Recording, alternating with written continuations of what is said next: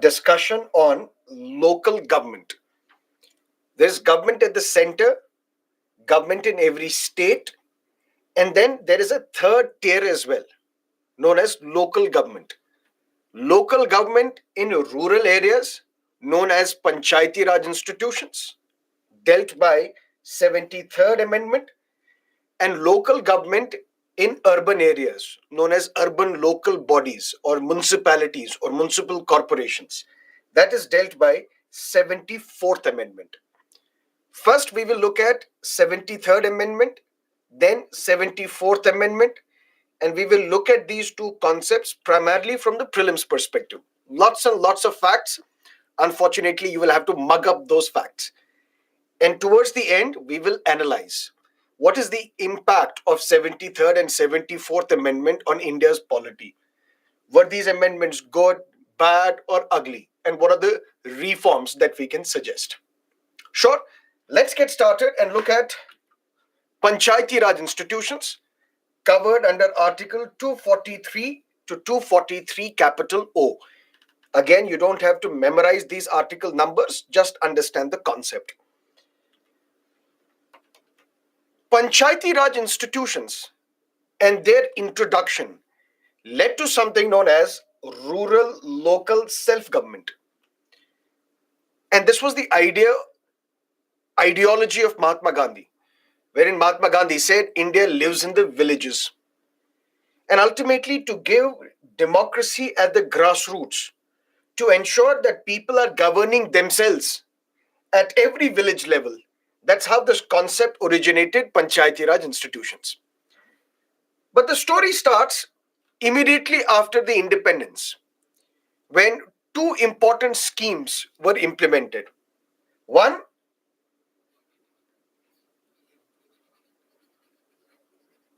community development program,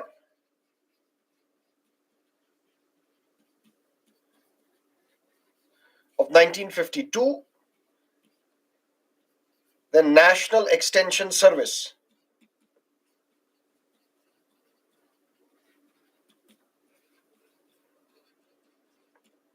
(1953). For example, during the British period, during the colonial period, during our struggle for independence, Mahatma Gandhi experimented something at Wardha and made this village self-sufficient. So the idea of Mahatma Gandhi was every village should become self-sufficient. So what Prime Minister Modi calls today Atmanirbhar Bharat, that is the idea of Mahatma Gandhi, self-reliant India. That means whatever is produced in a village, that gets consumed in this village as well. Whatever extra is there, we can export it to another village or another state. Whatever is the need of a particular village, all those needs should get satisfied by the resources that are present within that village. That means the idea is to make every village self-sufficient, self-reliant. And once every village becomes self-sufficient, self-reliant, India lives in the villages, India will become self-reliant, self-sufficient. For that, two schemes after the independence of the constitution were implemented. One was community development program.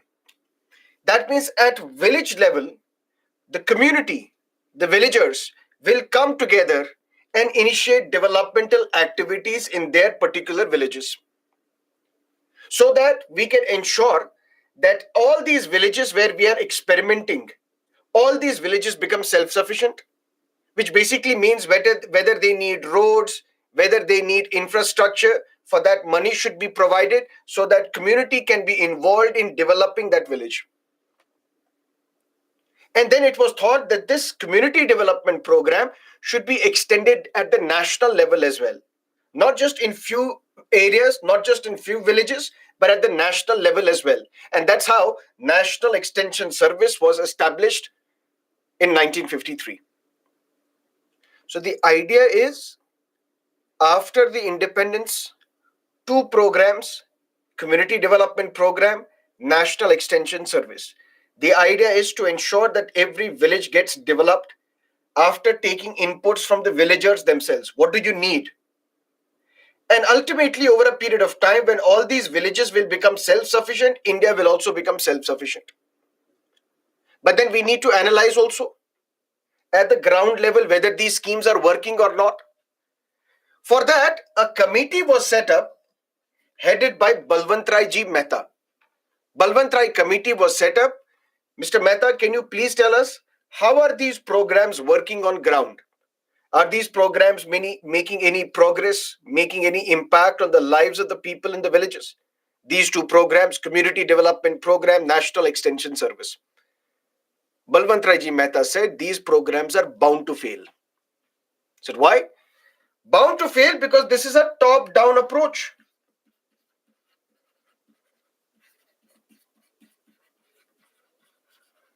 And what we need a bottom-up approach.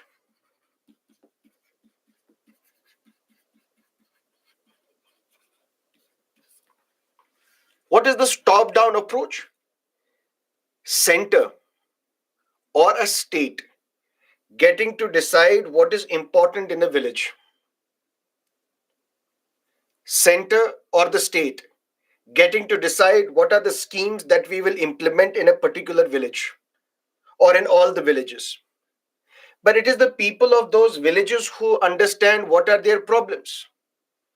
The problems in South India may be of infrastructure. The problem in North India may be of, let's say, social security. That means problems are different. In a country which is as diverse as India, which is as unique as India, you can't have center dictating terms to all the villages that this is how your development should look like. What we need a bottom up approach. Villagers should come together and say that this is what we need. And then they should implement this as well. If we need a school, what kind of school? If we need a dispensary, where do we need it? That this village should decide on its own and then implement as well. But right now, who is doing this? Center. Right now, who is doing this? State. Villages are not involved in the entire process of conceptualizing these schemes, then implementing these schemes, and ultimately, there is no accountability as well. Balwantrai Ji Mehta was asked, then what do you suggest? What is the solution? Balwantrai Ji Mehta said, what we need is democratic decentralization. So, what is democratic decentralization? We have powers distributed between the center and the state. All those powers are under union list, state list, concurrent list. But all those powers which are under state list as well, state legislature should say that some of these powers we will share with the local governments, with the villagers. And that is how what we need to create a three-tier Panchayati Raj system. That means there should be Panchayati Raj institution at a village level, at group of villages at the block level, at the district level. And people should be directly elected to these three tiers. There should be genuine transfer of power as well as genuine transfer of money. So that when I elect my representatives to my village, this village should also have, this institution should also have the power to spend the money. It should have the power to decide what schemes would run in my particular village because they are our representatives who work with us, who stay with us on a regular basis, on a daily basis. They know our problems, our concerns, and they know the best solution. Rather than center telling us what to do, it is these villagers whom we are electing on a regular basis, they should decide. All planning and developmental activities should be given to them. But obviously, they would not be experts in implementing these programs. For example, what my village needs is a school. What my village needs is a water pump. What my village needs maybe an irrigation facility. But these villagers cannot implement them on their own. Implementation part should be given to the deputy commissioner or the district magistrate or the collector. That individual should implement whatever is decided by the Panchayati Raj institutions. And at the same time, there should be genuine transfer of power. give them power to decide all their developmental needs, requirements, and give them responsibility as well. So basically, whatever they should tell the district collector should listen to them and implement whatever is suggested by these Panchayati Raj institutions. What is the idea? The idea is to introduce something known as rural local self government. In rural areas, at the local level, people should govern themselves. That means we can create these very little, smaller villages and make these villages some sort of republics. In a sense, you decide what you need. You decide what are your problems and what problems you want to prioritize. Whatever you recommend, that should be binding on the district collector. District collector will have to implement it. We will create a three-tier structure where people will directly elect their representatives at the village level, then at the group of villages at the block level, then at the district level as well. So that look at the beauty and how we are going to transform our country. We have government at the central level for the entire country. Then we will have government at the state level for the entire state. Then we have representatives democratically elected at this district level, at the block level, at the village level. So we are taking democracy to grassroots. This is democratic decentralization, and this is what we need to create a three-tier structure according to Balwant Rai Ji Mehta. But the government told Balwant Rai Ji Mehta, you may be absolutely right, but this is something that we can't implement. So why? This committee was set up by the central government to look into two schemes, Community Development Program and National Extension Service.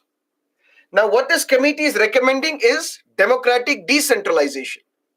That means you should create three-tier structure at the local level and give them powers, give them responsibility, give them funds as well.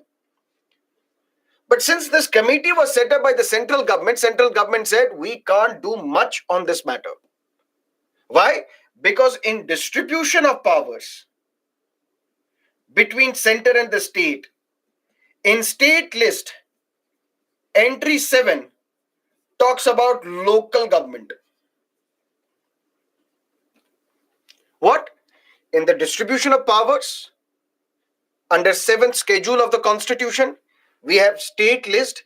Entry 7 of the state list talks about local government, which basically means whatever you are recommending that parliament cannot do, that's something that state legislatures have to do. Because this subject, local government, is under the domain, under the prerogative of the states. We can't do much. But no issues. What we will do, we will call a meeting of National Development Council.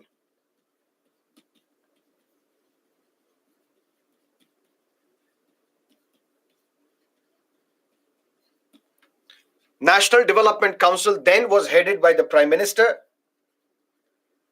Union ministers were part of it. Chief ministers of all states were part of it. So basically, it was a federal body. I told you yesterday, Planning Commission would create 5-year plans.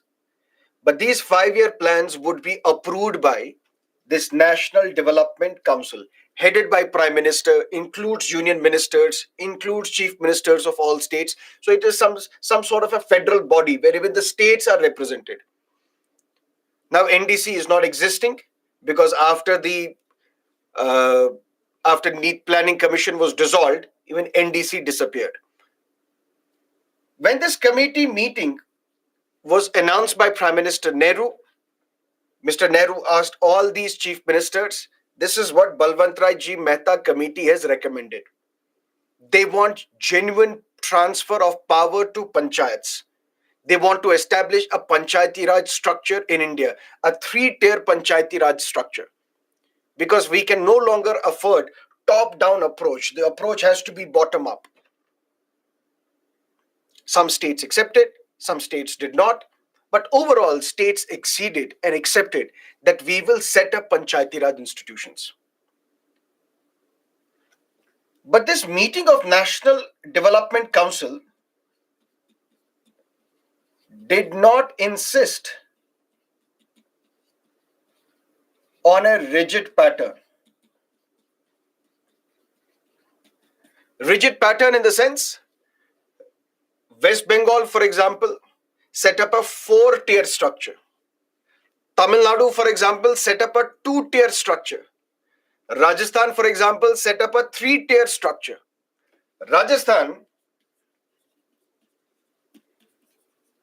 became the first state to implement the recommendations of the Balwantrai Ji Mehta Committee and ultimately establish Panchayati Raj institutions. In fact, the first Panchayati Raj institution was inaugurated on October 2nd, 1959, to coincide with the birth anniversary of Mahatma Gandhi, because ultimately this was Mahatma Gandhi's idea.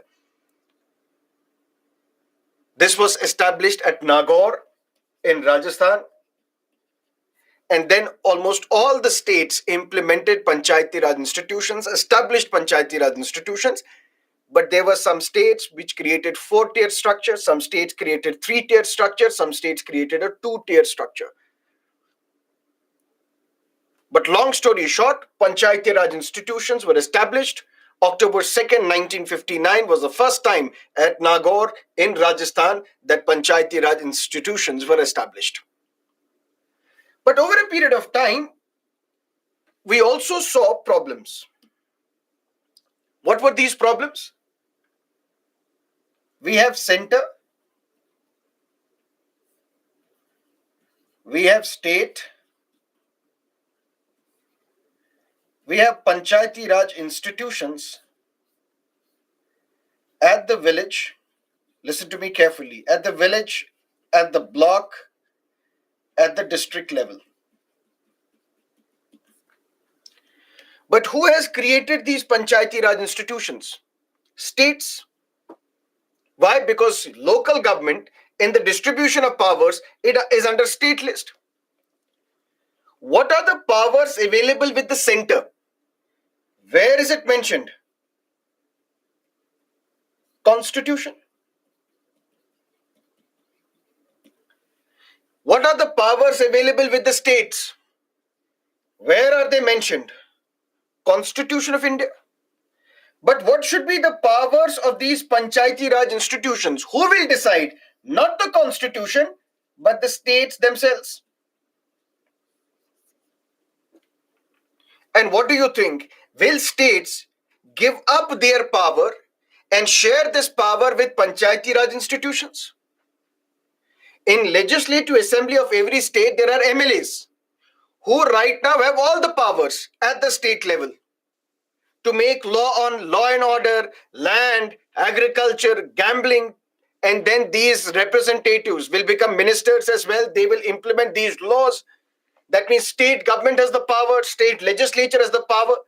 And why would state government and state legislature give up some power and share these powers with the representatives at the village, block, and the district level? They won't do that. Every 5 years, there has to be election at the center in Lok Sabha. There has to be election in the state. Why? Because it is mentioned in the constitution. You can't violate the constitution. But what about Panchayati Raj institutions? States will decide. There were few exceptions. Exceptions such as Kerala, exceptions such as West Bengal, exception to some extent Tamil Nadu and Karnataka as well, where Panchayati Raj institutions were working effectively. But in almost all other states in India, Panchayati Raj institutions were established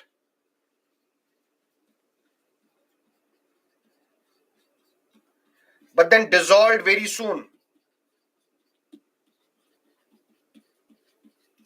Now that we have agreed at the meeting of the National Development Council, we will establish Panchayati Raj institutions. Let's establish. Once established, they were dissolved. No fresh election conducted.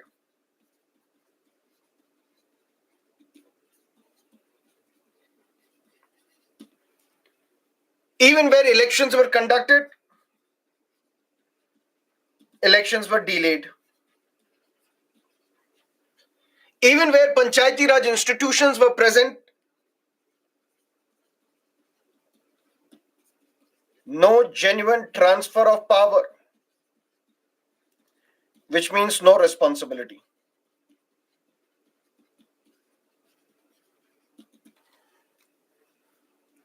The idea was to establish Panchayati Raj institutions to make these institutions a symbol of rural, local self-government. That means villagers at the village level, they should get decide what do we need, what sort of democracy do we want to have, what sort of practices do we want to have. But it didn't happen, and ultimately this proved to be a failure. This experiment with Panchayati Raj institutions proved to be a failure, despite the fact that we had some exceptions in the form of Kerala, West Bengal, Tamil Nadu, to some extent, and Karnataka as well. Karnataka is and was considered a shining example of Panchayati Raj institutions. After this experiment, various committees were established.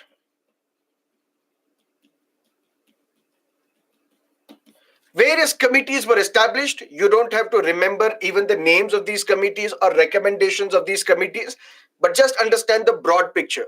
Various committees were set up. Some committees were set up on elections, that how we can have periodic elections, regular elections to Panchayati Raj institutions, so that if there is a premature dissolution of Panchayat, when do we conduct the fresh election?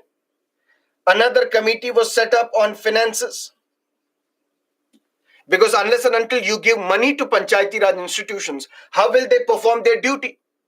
Some committees were set up. What should be the powers available with these Panchayati Raj institutions? Some committees were set up on statistics. Some committees were set up on various other factors, but nothing changed. Problem remained the same. Then in 1977, when Janata Party came to power, Morarji Desai became the Prime Minister.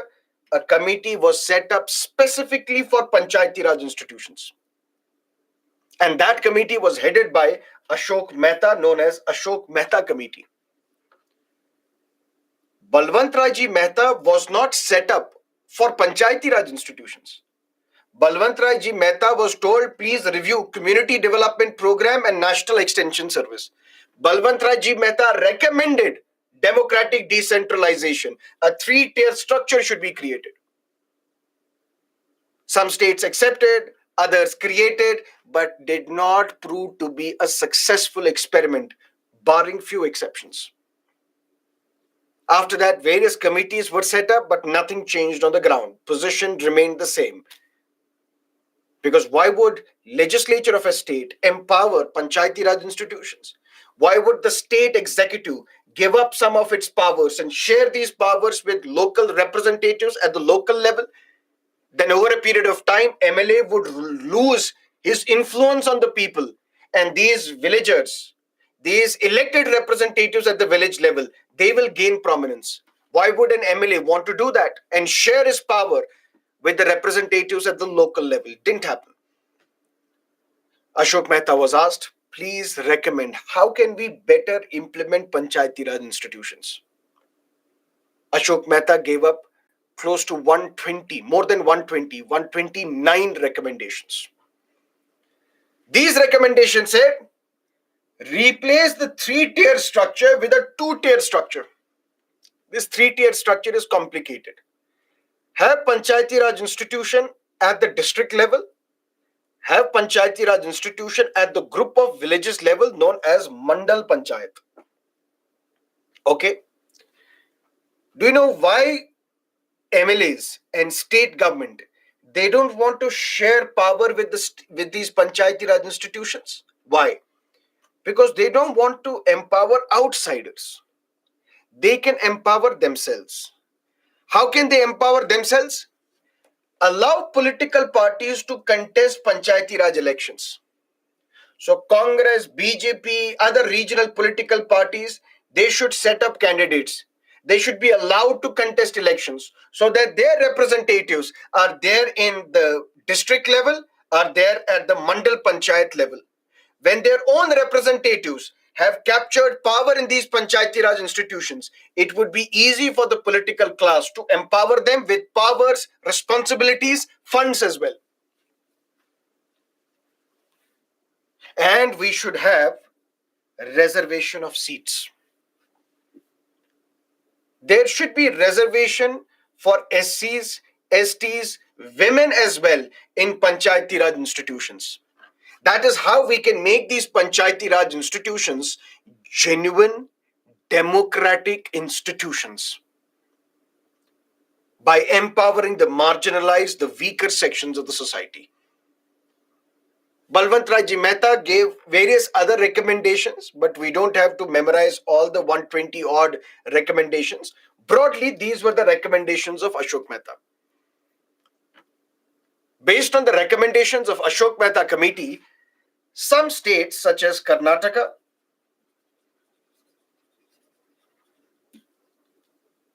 Andhra Pradesh, West Bengal,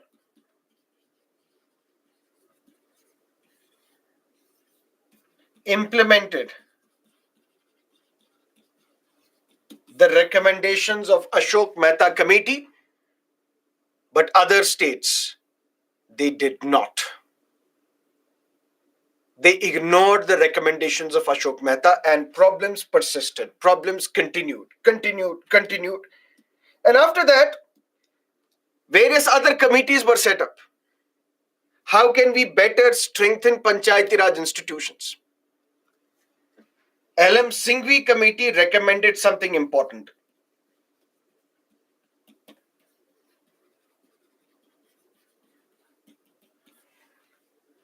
Rajiv Gandhi was the Prime Minister.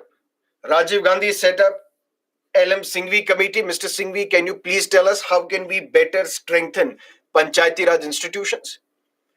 LM Singhvi committee said there is only one solution: give these Panchayati Raj institutions a constitutional status. Rajiv Gandhi asked, what do you mean by constitutional status? LM Singhvi committee said, mention Panchayati Raj institutions, mention municipalities. That means government at the local level in rural areas, government at the local level in urban areas. Mention it in the constitution itself. Rajiv Gandhi said, but what difference would it make? Because the constitution would say every 5-year election has to be conducted. So states cannot delay elections because that is mentioned in the constitution. If there is premature dissolution of panchayat, election should be conducted within 6 months. States cannot delay because it is mentioned in the constitution. What should be the powers of Panchayati Raj institutions? Should be mentioned in the constitution itself. That means some powers which are there with the states, those powers should be snatched and these powers should be given to Panchayati Raj institutions. Mention the role, responsibility, function of these Panchayati Raj institutions in the constitution itself, because no state can then violate the constitution. Rajiv Gandhi said, yes, you're absolutely right. Rajiv Gandhi's government introduced two constitutional amendment bills.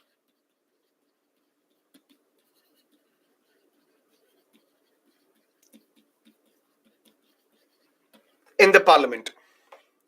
And since Rajiv Gandhi had absolute majority on the floor of the Lok Sabha, these bills were passed by Lok Sabha. But these bills, there was opposition to these bills in Rajya Sabha.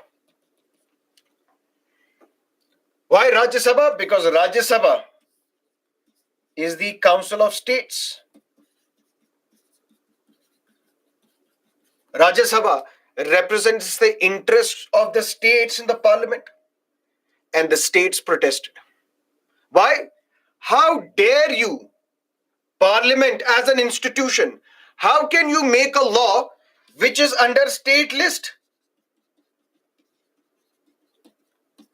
Local government is an entity, is an entry, is a subject mentioned under state list. So if at all law is to be passed on local government, that can be passed only by the state legislature, not by the parliament. So how can parliament enact a law on local government? This is not acceptable to us. You are snatching our powers. You are violating the principle of federalism. This is not acceptable to us. Ultimately, this bill could not be passed in Rajya Sabha. Then came VP Singh. VP Singh became the Prime Minister. VP Singh did the same thing as was done by Pandit Nehru. VP Singh asked NDC, let's meet. VP Singh is the Prime Minister. National Development Council meeting now takes place, which includes Prime Minister, Union Ministers, all the Chief Ministers. And now the Prime Minister is explaining the logic. See, we need these Panchayati Raj institutions. You know, because this is the dream of Mahatma Gandhi. In fact, Article 40 of the Constitution imposes a duty on us. It's a directive principle of the state policy. The state shall organize village panchayats and empower them with powers to enable them to function as units of rural local self-government. This is a directive principle mentioned under Article 40. And it is the duty of the state to implement these DPSPs. We have to implement this. And you know what has been happening. In some states, I won't name the states, in some states, elections have not been conducted for the last 10 years. In some states, elections are conducted, panchayats are established, but then dissolved. Genuinely, you are not transferring power to them. So these are hapless people in Panchayati Raj institutions who have been elected by the people, but they have no power, no responsibility, no money to implement their schemes and policies. And at this meeting, National Development Council meeting, the states accepted the way forward and said, let's give a constitutional status to Panchayati Raj institutions. There were some concerns of the states which were addressed, which I will tell you. And ultimately, it was sorted that now we will have a constitutional status to Panchayati Raj institutions. But then VP Singh lost his power, resigned. And after the elections, PV Narasimha Rao became the Prime Minister. PV Narasimha Rao said, Rajiv Gandhi tried to do this, there was no consensus. VP Singh tried to do this, there was consensus, but then there was no VP Singh. Now what I will do, I will take it forward. Now that you have accepted, let's take it forward. Let's introduce two constitutional amendment bills in the parliament. One which became 73rd Amendment, other which became 74th Amendment. 73rd Amendment dealt with Panchayati Raj institutions, that means in rural areas. 74th Amendment dealt with urban local bodies at the urban areas. But what about the concerns of the states? When the 73rd Amendment was passed,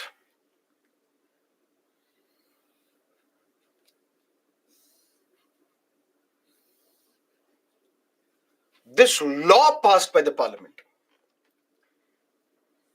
says that Panchayati Raj institutions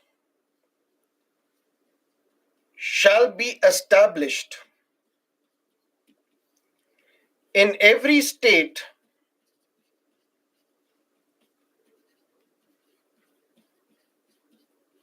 based on the law passed by the state legislature.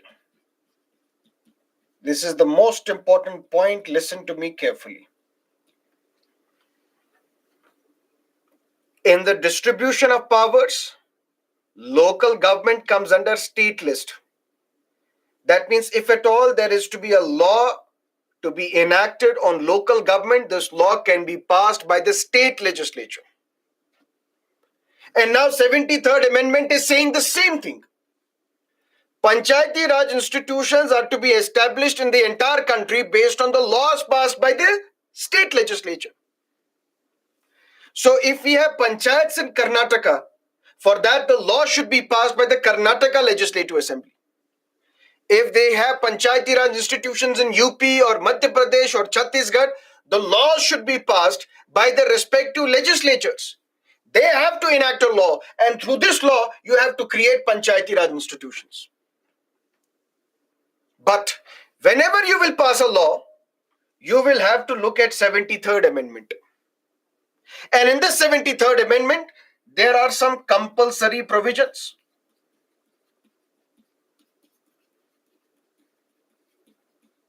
And there are some optional or voluntary provisions.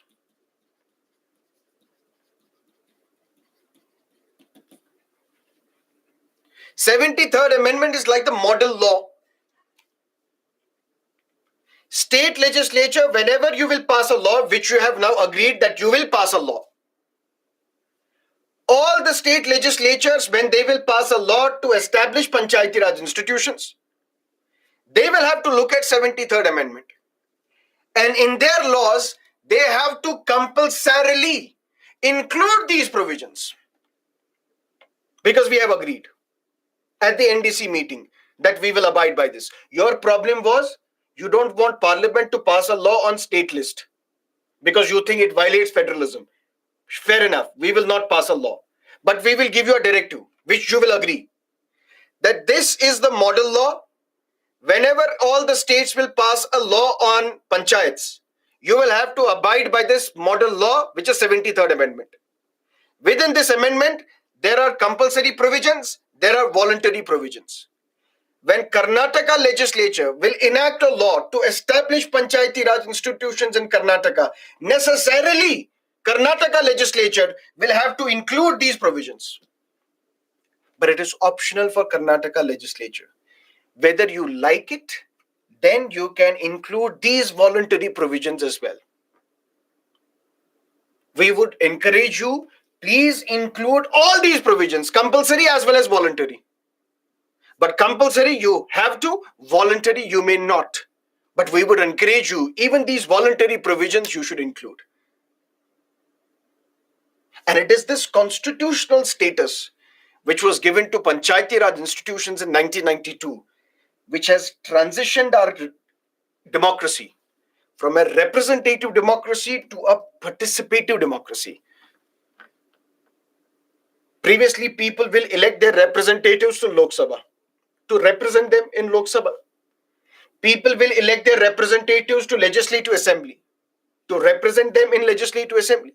Now people are coming together and deciding what is good for our village.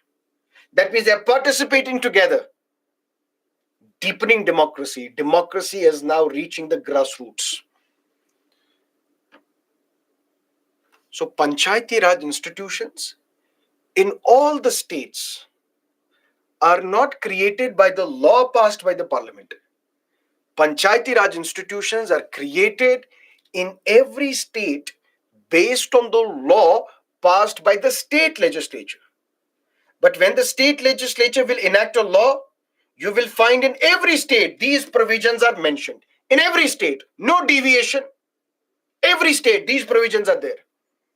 But in some states, in other states, whether these optional voluntary provisions would be there or not, that varies from state to state.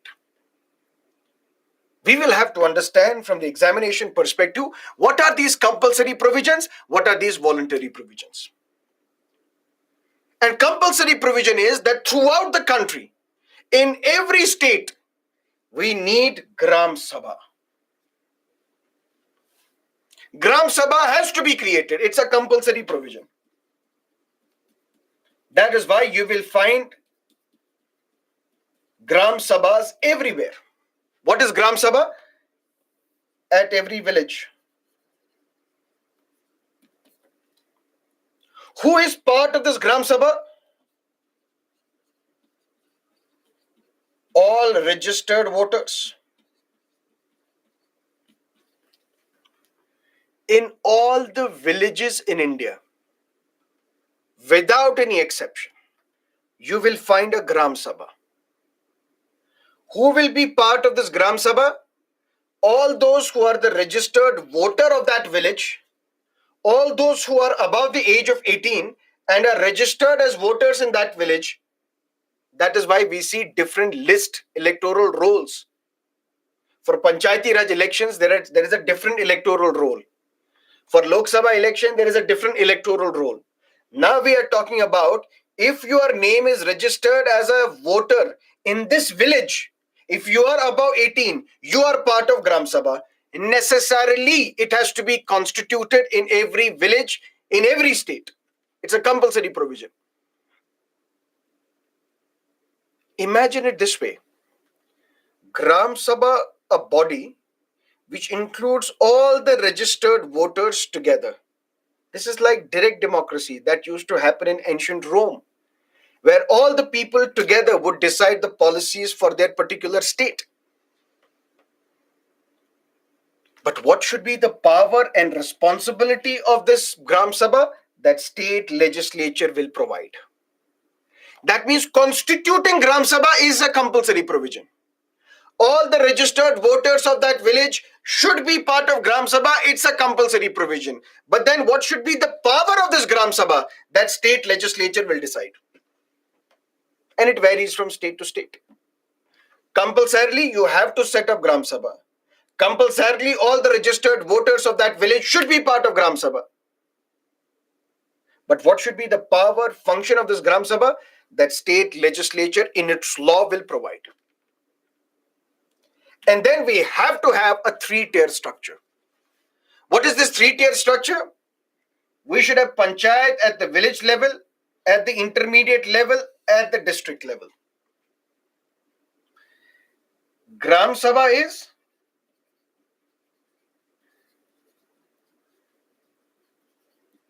at every village.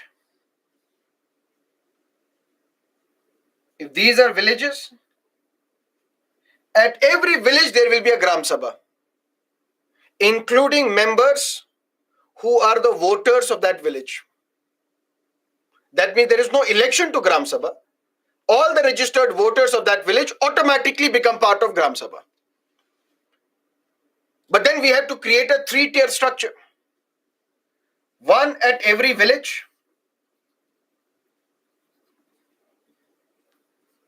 then at intermediate level,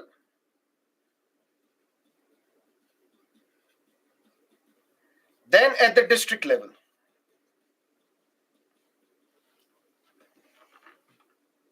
People will directly elect their representatives to a village. People will directly elect their representatives to intermediate level, block level, group of villages. People will directly elect their representatives at the district level. This is a compulsory provision. You have to implement this. All states will have to implement this. But there is an exception. This intermediate level need not be created in a state where the population is less than 20 lakhs. If we have bigger states where the population is more than 20 lakhs, then for these states, necessarily, you have to establish a three-tier structure. At the village level, at the group of villages, block level, intermediate level, at the district level. But this block level is not required in a state where the population is less than 20 lakhs. Done? And in all these three tiers, there should be direct election.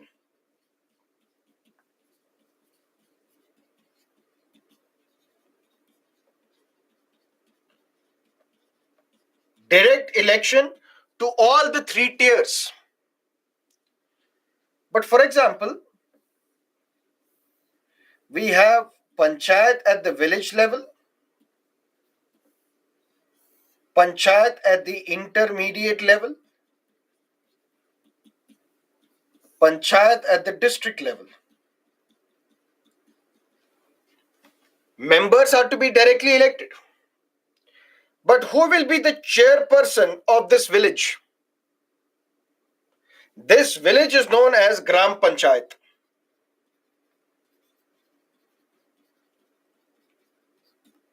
Intermediate level known as Panchayat Samiti.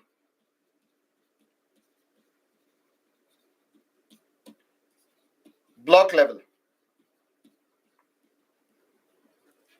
District level, it is known as Zilla Parishad.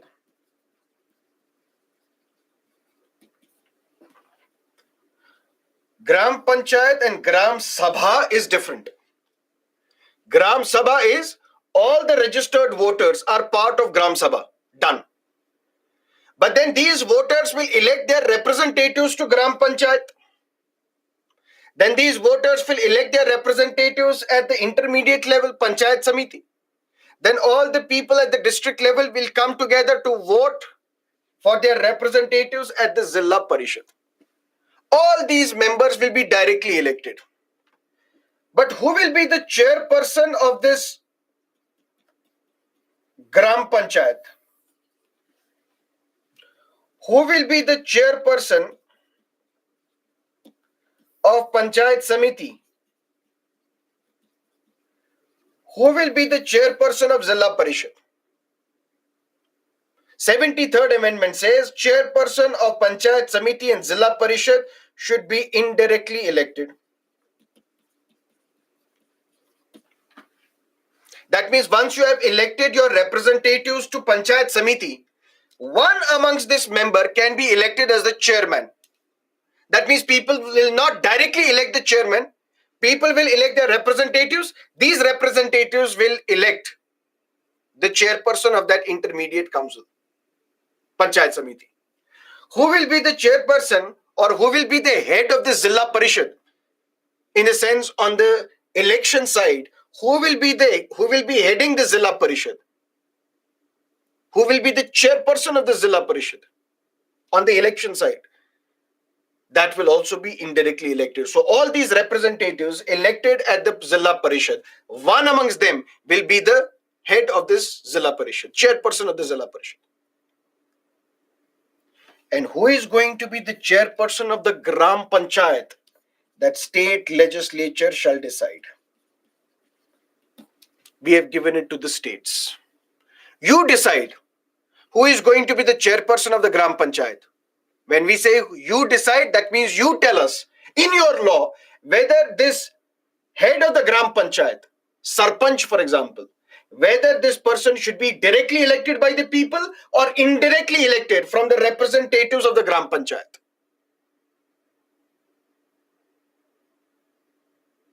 But on the implementation side, whatever decisions are taken by this Gram Panchayat, who will implement this decision? Who will put that decision into task? Panchayat Sachiv, secretary. If you have watched that beautiful series on Amazon Prime, Panchayat, Jitu Bhaiya was the Panchayat Sachiv, the secretary. Who was the head of this Panchayat? Sarpanch, Neena Gupta. Although the husband was taking all the decisions, which we will discuss later, but Neena Gupta was the Sarpanch. Whatever decisions are to be taken by this Gram Panchayat will be implemented by the Panchayat Sachiv, secretary. At the intermediate level, who will be implementing the decisions? BDO, Block Development Officer. And if you will clear State Public Service Commission examination, almost the first posting is that of a BDO in a village, which basically means you will be implementing the decisions taken by Panchayat Samiti. And on the executive side, who will implement the decisions taken by the Zilla Parishad? The district collector. Clear? So this Panchayati Raj institution has to be created in all states based on 73rd Amendment. But who will establish Panchayati Raj institutions? State legislature will enact a law, and through this law, Panchayati Raj institutions will be created. But while they are enacting their laws, the states will have to compulsorily include some provisions, but it is optional, voluntary for them to include these provisions. Which are these compulsory and voluntary provisions? First, every state will have to establish the Gram Sabha. At every village, all the registered voters will be part of Gram Sabha. What will be the role of this Gram Sabha? That state legislature will decide. For example, in some states or in most of the states, the role of this Gram Sabha is minor forest produce. And this has been a question asked in one of the prelims examination as well. For example, in a village which is closer to the forest area, and as community members, you can go to the forest, you can collect the minor forest produce. For example, some medicinal plants, for example, some vegetables, exotic vegetables, for example, some twigs which have fallen from the trees. All this is part of minor forest produce. Now, what will happen to this minor forest produce? Will the state government decide what will happen to this? Whether we will auction it or sell it? Will the state executive decide? Will the state legislature decide? No, Gram Sabha will decide. So Gram Sabha will have the ultimate power on this minor forest produce. We will decide what will happen to this. Clear? It is necessary to set up Gram Sabha. It is also necessary to set up a 3-tier structure. Panchayat in every village, intermediate level, block level, at the district level. Is it necessary? Yes. But it is not necessary for a state where the population is less than 20 lakhs. Then you don't have to set up intermediate level. You can only set up village and the district level. In all these 3 tiers, people will directly elect their representatives. That means people will directly elect their representatives to Gram Panchayat, to Panchayat Samiti, to Zilla Parishad. But who is going to be the chairperson of all these 3 tiers? The chairperson of the Gram Panchayat, state legislature will decide how this chairperson is to be elected, how this sarpanch is to be elected, whether direct election or indirect election. That state legislature will decide. But who is going to be the chairperson of the Panchayat Samiti and Zilla Parishad? Has to be indirect election. This chairperson has to be indirectly elected. That means all those people who have been elected, they will decide that one amongst us will be the chairperson of Panchayat Samiti, will be the chairperson of the Zilla Parishad. And in all these states, in all these 3 tiers, there is a compulsory provision. You have to reserve seats. Seats for whom? For SCs and STs. What is the percentage of reservation? In proportion to their population.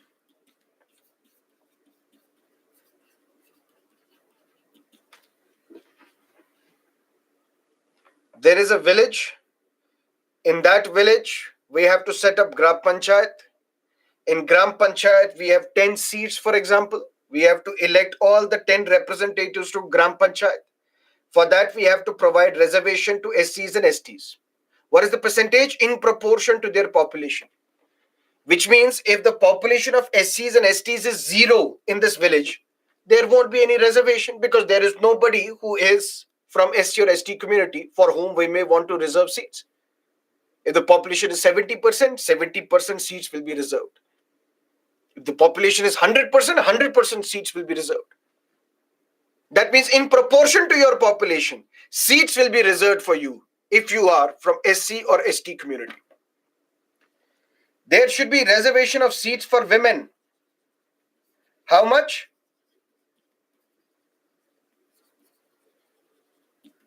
Not less than 1/3 seats shall be reserved for women. Not less than 1/3. Can it be more than 1/3? Yes. Can it be 50%? Yes. Bihar, Odisha, Chhattisgarh, various states, they have 50% reservation for women in Panchayati Raj institutions. Is it unconstitutional? No. Why? Because Constitution says compulsorily you have to reserve seats not less than 1/3 to that of the women.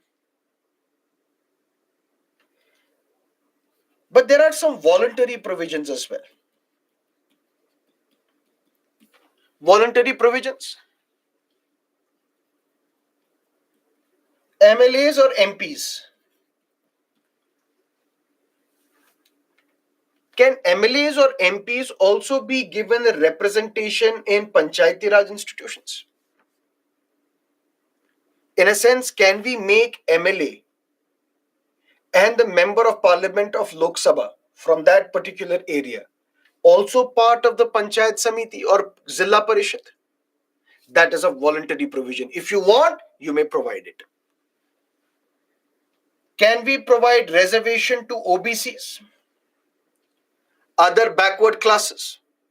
That is for the state legislature to decide. If you want to provide them reservation, you can provide them.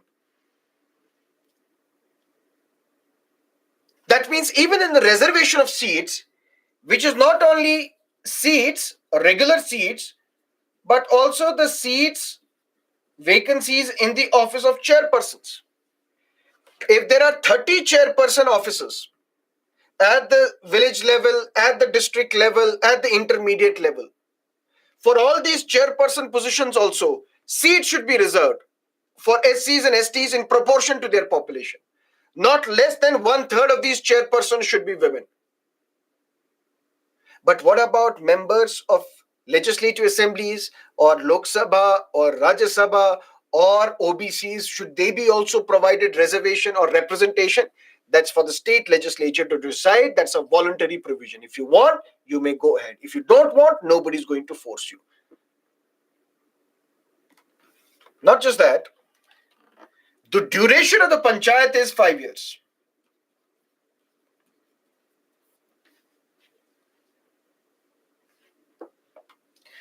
In case of premature dissolution,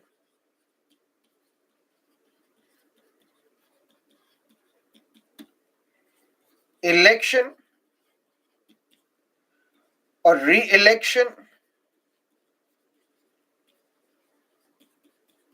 should happen within 6 months.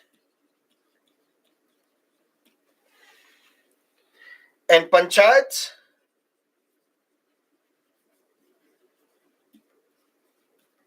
reconstituted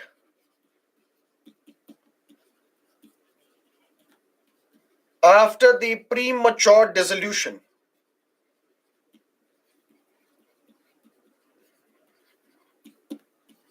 remain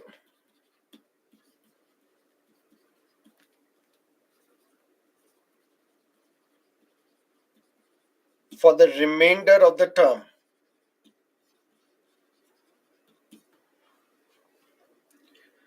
What is the term of panchayat? 5 years. Gram panchayat, all the voters at the village level, they elect their representatives. Now they are part of gram panchayat. What is the term of this gram panchayat at a village? 5 years. But even before 5 years, this panchayat may be dissolved. Why dissolved?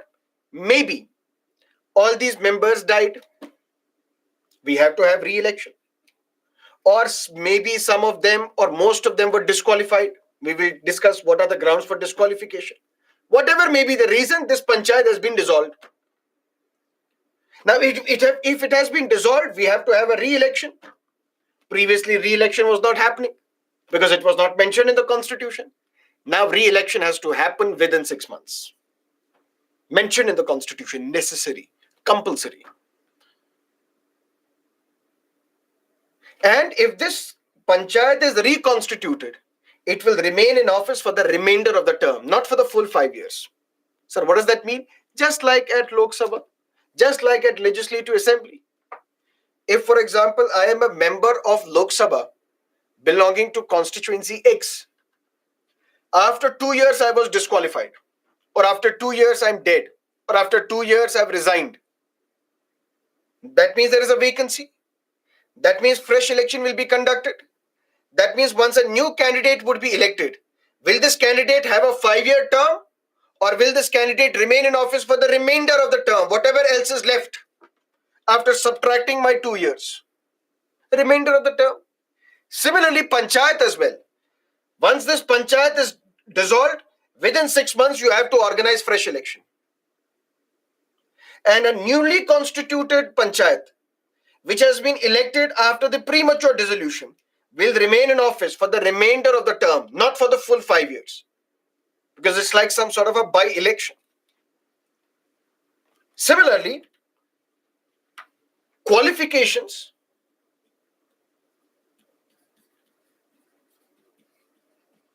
as well as disqualifications are mentioned in the law. 73rd Amendment says, if you are qualified to become an MLA, you are qualified to become a member of Panchayati Raj institutions as well.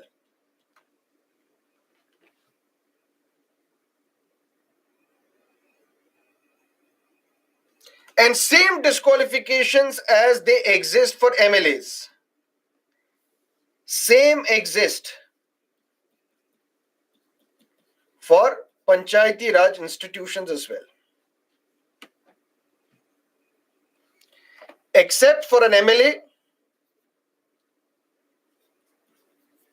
minimum age to become an MLA is 25, but for Panchayati Raj institutions, it is 21. Further,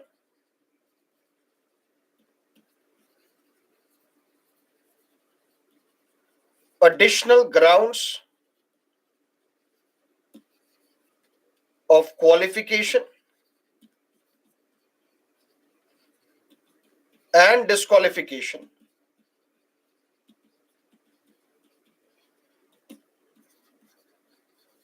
shall be prescribed by state legislature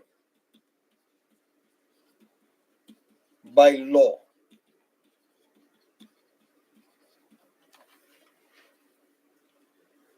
Gram Sabha is constituted, three-tier structure is created, reservation of seats is done, but who is qualified to contest elections? Who is disqualified to contest elections? 73rd Amendment says, if you are qualified to contest legislative assembly election, you are qualified to contest Panchayati Raj election as well. Except age. Minimum age to become an MLA is 25, but minimum age to become a member of Panchayati Raj institution is 21. Apart from that, if you are qualified to become an MLA, you are qualified to become a member of Panchayati Raj institution. But more qualifications can be prescribed by the state legislature by law. Similarly, if you are disqualified from continuing as the member of the Legislative Assembly as an MLA, you are disqualified from Panchayati Raj institutions as well. Same grounds. Change in the nature of citizenship, adjust, insolvent, so on and so forth. But state legislature has a voluntary provision. You may prescribe additional grounds for disqualification, additional grounds for qualification as well. And some states have done that. Some states such as Haryana, Rajasthan, they have prescribed educational qualifications.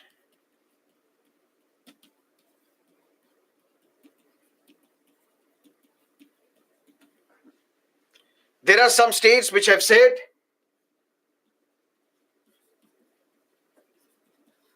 no functional toilet, you are disqualified.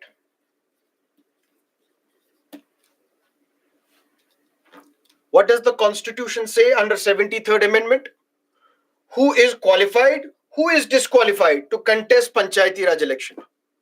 73rd Amendment says if you are qualified to contest MLA election, you are qualified to contest Panchayati Raj election as well, minus the age. If you are disqualified from continuing as an MLA, you are disqualified from Panchayati Raj institution as well. But then the state legislature, you have an option. That's a voluntary provision. You may want to add more qualifications. You may want to add more disqualifications. You are free to do that. And an example of that, some states have said, if a member of the legislature, if a member who wants to contest election, Panchayati Raj election, but at his or her home there is no functional toilet, that means these people are defecating in the open. That means they are against the Swachh Bharat Abhiyan launched by Mr. Modi. As such, they are disqualified from contesting the elections. So anybody who wants to contest Panchayati Raj elections, first get a functional toilet at home. If not, then you can't contest elections. Or if you have a functional toilet right now, after your election, you don't have a functional toilet, ultimately you are disqualified from continuing as the member of Panchayati Raj institution. Some states have gone a step further and prescribed educational qualification. Educational qualification in the sense, if you are male belonging to general category, you should be 10th pass.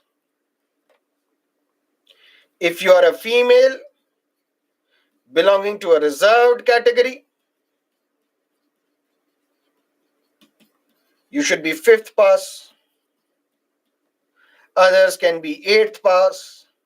Others may also be illiterate. Educational qualification is also prescribed.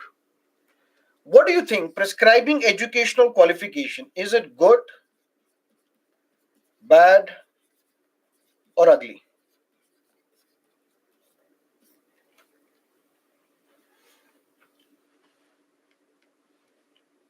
Good, good, good, more than good. Good, good, good, good, good, good. Everybody says good. Okay.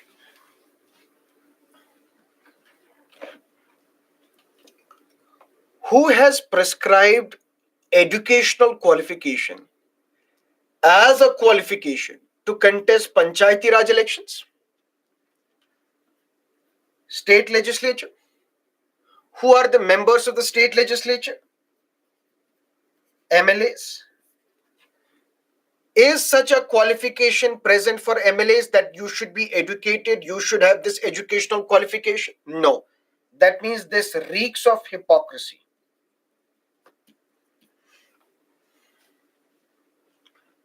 I am an MLA. There is no requirement, educational requirement for me that I should be 10th pass or a graduate or a postgraduate. But I am now making a law. I am illiterate. I am not educated. I am now making a law. If you want to contest election to Panchayati Raj institution, you should be a matriculate. This speaks of hypocrisy. But not just this. Why are people coming out of schools and not completing their education? Why are students, those who are not, why do they not enroll in the school?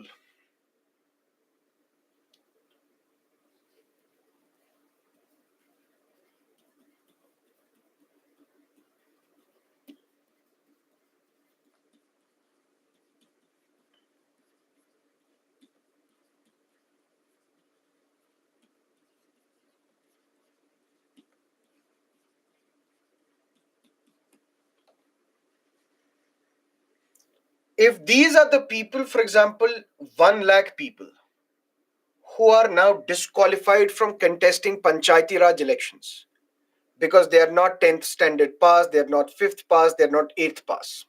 Whose failure is it? Mine. I am the state. I failed to provide them educational opportunities. I failed to establish schools in their neighborhood so that they don't have to travel hundreds of kilometers to get access to good quality education. It's my failure. And now I'm saying, since it is my failure, I am going to punish you. Why are you not educated? State is saying, why are you not educated? If you're not educated, you're punished, you're disqualified. Why doesn't the state punish itself for failing to provide educational opportunities?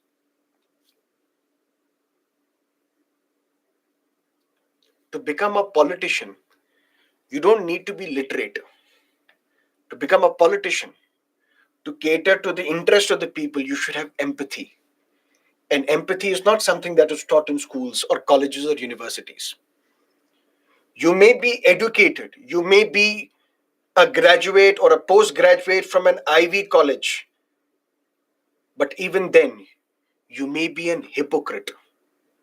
You may be chauvinist. You may be misogynist. You may be horrible individual. You'd have scant disregard to the aspirations of the people, to the interest of the people. Aruna Roy, she was an IS officer. Later on, she resigned and she started a beautiful campaign with Nikhil Dey in Rajasthan. And their campaign led to the enactment of Right to Information Act in Rajasthan. Aruna Roy, she said, I got to know more about democracy from illiterate people in Rajasthan. They may be illiterate, they may not be able to read and write, but they are educated. They understand the difference between good and bad. So you don't need educational qualification for representing the people of your village. Just like you don't need educational qualification to represent people in legislature or in parliament. Prescribing educational qualification is elitist concept. And you're basically punishing people for the failure of the state. But there are some good things about educational qualification as well. There are some bad things as well. But qualifications and disqualifications, who will prescribe? One, if you're qualified to contest legislative assembly election, if you're disqualified from contesting legislative assembly election, that is the same qualification, disqualification for panchayat. But additional grounds of qualification, additional grounds of disqualification can be prescribed by the state legislature by law. That is the voluntary provision. But who will organize this election? This election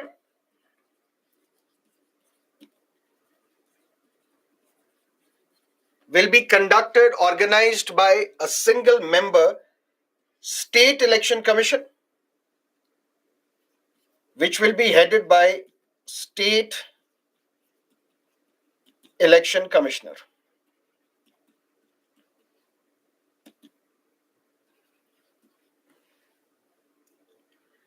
State election commissioner is appointed by governor of that state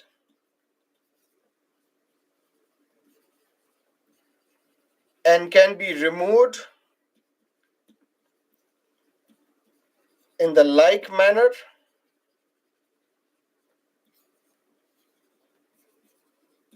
and on the like grounds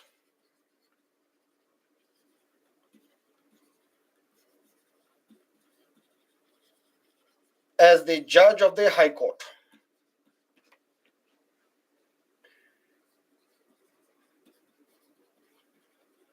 His conditions of service shall be determined by the state. Who conducts elections to president, vice president, Lok Sabha, Rajya Sabha, state legislative assembly, state legislative council? Election Commission of India. But elections to Panchayati Raj institutions is conducted by a separate body. This body is also constitutional body.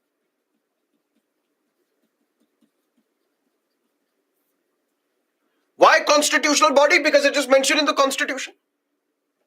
And this constitutional body is known as State Election Commission.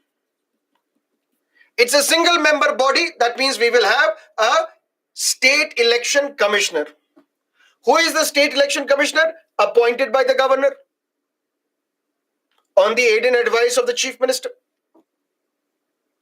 But if he is appointed by the governor, he can be removed, not by the governor, but he can be removed by the president. Why? Because he can be removed just like the judge of a high court is removed. In the same manner, on the same grounds. How is the judge of the high court removed? On the grounds of proved misbehavior or incapacity. These are the grounds on the basis of which the judge is removed. We will discuss it today. On what basis, in what manner is the judge of a high court removed? Both Lok Sabha and Rajya Sabha will pass a resolution by special majority. And then this resolution is binding on the president. The president has to remove that judge. So the judge of a high court is removed by the president based on the resolution passed by both houses of the parliament by special majority. That means in the same manner, you can remove the state election commissioner as well. State election commissioner appointed by the governor on the advice of the chief minister, but can be removed by the president, just like the judge of a high court is removed. But his other conditions of service, what should be the salary of the state election commission? What will be the tenure of the state election commission? What will be the qualification of the state election commission? That will be decided by the state. But something happened. Where? Andhra. In Andhra Pradesh, we have the chief minister and we have the state election commissioner. State election commissioner appointed by governor on the advice of chief minister. Very good. Conditions of service. The term of CEC is 5 years. Varies from state to state because that is decided by the state legislature. And Andhra legislature has decided that the term of the state election commissioner is 5 years. Very good. Urban local body elections, panchayat elections were to be conducted in Andhra Pradesh. COVID-19 lockdown happened. The chief minister is asking the state election commission, please hold elections. State election commissioner is saying no. Why? Because the time is not ripe for elections. Why? Because we are witnessing COVID-19. Why? Because if we organize elections, the pandemic would spread. The virus would spread. Please hold elections. State election commissioner says, no, I can't hold elections. Government is furious. Chief minister is now advising the governor. That governor, what should do? Promulgate an ordinance. Through this ordinance, what you will say?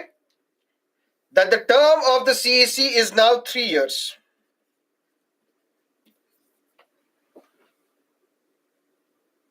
Because this state election commissioner has already completed 3 years, but his term was 5 years. Now, when you have already completed 3 years, we will issue an ordinance because we can't have a legislative assembly session because of COVID-19. Governor, you promulgate an ordinance, and through this ordinance, you say that the term of the CEC has been reduced from 5 years to 3 years, which means state election commissioner is gone because he has completed 3-year term. That means now a new state election commissioner will be appointed, and a new state election commissioner will accept that yes, let's hold elections. State election commissioner approached the High Court, later on the Supreme Court as well, and ultimately the court said this ordinance is unconstitutional.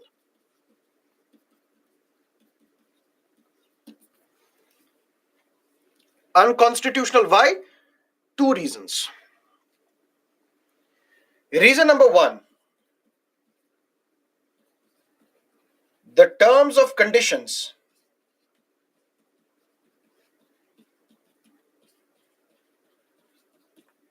cannot be varied to their disadvantage after appointment.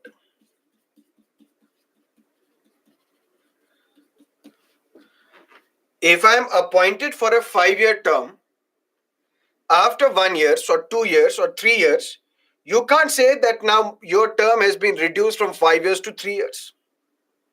Why you can't say that? Because that will not enable me to function independently. without any fair, without any favor. Why should there be a fixed tenure to an election commissioner? If there is no fixed tenure, I will always have this at the back of my mind. If I will not support the government, they will remove me. So maybe I will give them some benefit. Maybe I will tell them that you violate model code of conduct, but I am not going to take any action against you. You bring in voters from different constituencies to vote in your constituency, I won't take any action. Because if I take any action, they can remove me. That means then free and fair election is not possible. Free and fair election is possible if this election commissioner has security of his tenure. Once appointed, your conditions of service, your salary, your term cannot be varied to your disadvantage. And if you were appointed for a 5-year term, midway during your term, your service cannot be varied to your disadvantage. The terms of your office cannot be varied to your disadvantage. And your term has been reduced from 5 to 3 years, unconstitutional. And second, come here. So what? Do you know how do we ensure independence of State Election Commission? No. State Election Commissioner is appointed by the governor on the advice of the Chief Minister. But then we also have to see that you won't favor the Chief Minister. You won't favor the ruling party. If you do that, we will remove you. Not the governor, on the advice of the Chief Minister. President, on the recommendations of the Parliament, will remove you. Just like the judge of the High Court is removed. And what you did through this ordinance, you got the governor to remove CEC, State Election Commission, which governor does not have the power. Through this ordinance, you cannot remove the State Election Commissioner because you're basically removing him by reducing his term. If he is to be removed or she is to be removed, that can be done only by the president on the recommendations of the both houses of the parliament, just like the judge of a high court is removed.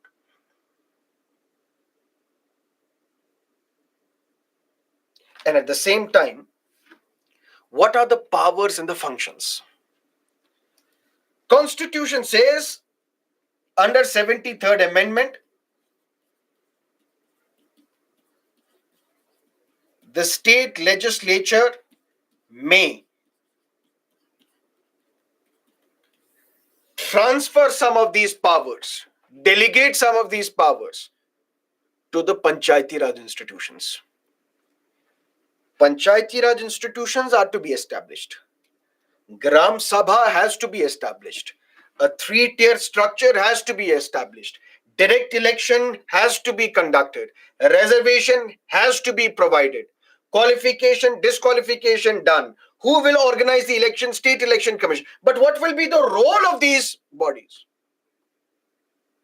What will be the responsibility and functions of these Panchayati Raj institutions? That state legislature will decide. From what? State legislature will decide from the 11th schedule of the Constitution. If the state legislature wants, it may. What it can do, either give all these subjects to Panchayati Raj institutions or some of these subjects to Panchayati Raj institutions. And how many subjects do we have? 29. That means basically what will be the role, function of Panchayati Raj institutions? If the state legislature wants, the role and the function can be agriculture. Function can be land improvement. Implementing land reforms will be the job of the Panchayati Raj institution. Soil conservation, irrigation, water management, animal husbandry, khadi, roads, poverty elevation programs, libraries, cultural activities, drinking water, fuel, fodder. All these are the responsibilities of Panchayati Raj institutions, provided the state legislature may give some of these powers or all of these powers or none of these powers to Panchayati Raj institutions. That is the power. What are the subjects? Just like we have Schedule 7, which talks about subjects mentioned in the union list. That means power is with the parliament to make laws on these union lists. Power is with the state legislature to make a law on state list. Similarly, power is with the Panchayati Raj institutions to decide on all these matters. whether it is animal husbandry, whether it is roads, whether it is bridges, whether it is poverty elevation program, whether it is education, whether it is minor irrigation, whether it is animal husbandry, whether it is fodder and fuel, whether it is library, whether it is cultural activity. 29 items are mentioned in 11th schedule of the constitution, provided the state legislature decides. That's an optional provision. Not just this, important is not only to give them functions, important also is to give them funds. Funds in the form of another constitutional body is set up known as State Finance Commission.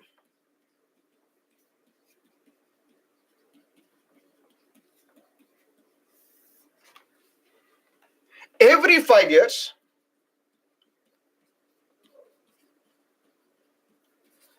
governor of a state will set up a State Finance Commission. What will be the role of the State Finance Commission? Listen to me carefully. States, they also impose taxes. Just like center imposes taxes. Income tax, corporate tax, that's the tax imposed by the center. Where is this money going? Money is going to the Consolidated Fund of India. Clear? States also impose tax. For example, tax on land, agriculture. Who can impose? States. Similarly, we have tobacco, tax on tobacco, tax on liquor, tax on petrol, diesel. All this tax is imposed by the state. State GST is imposed by the state. Where is this tax going?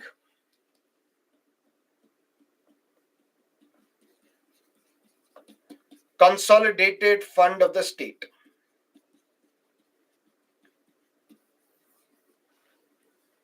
Clear? Now we have a lot of money in the Consolidated Fund of the state. What percentage of this money will be shared with Panchayati Raj institutions? That we have to decide. And who will decide that? A constitutional body set up every 5 years by the governor, known as State Finance Commission. That means what is the percentage of the money that is deposited in the Consolidated Fund of the state? What proportion of this money will be given to Panchayati Raj institutions? Because without money, what will be their responsibility? How will they perform? You have to make them self-sufficient. Because what does Article 40 say? The state shall strive, the state shall endeavor, the state shall establish Panchayati Raj institutions in rural areas and empower them with powers to enable them to function as units of rural, local self-government. That means you are governing yourself. How can you govern yourself if you have no money, if you have no funds? Funds will be given to you from Consolidated Fund of the state. That will be role number 1 of State Finance Commission. Role number 2, grants in aid.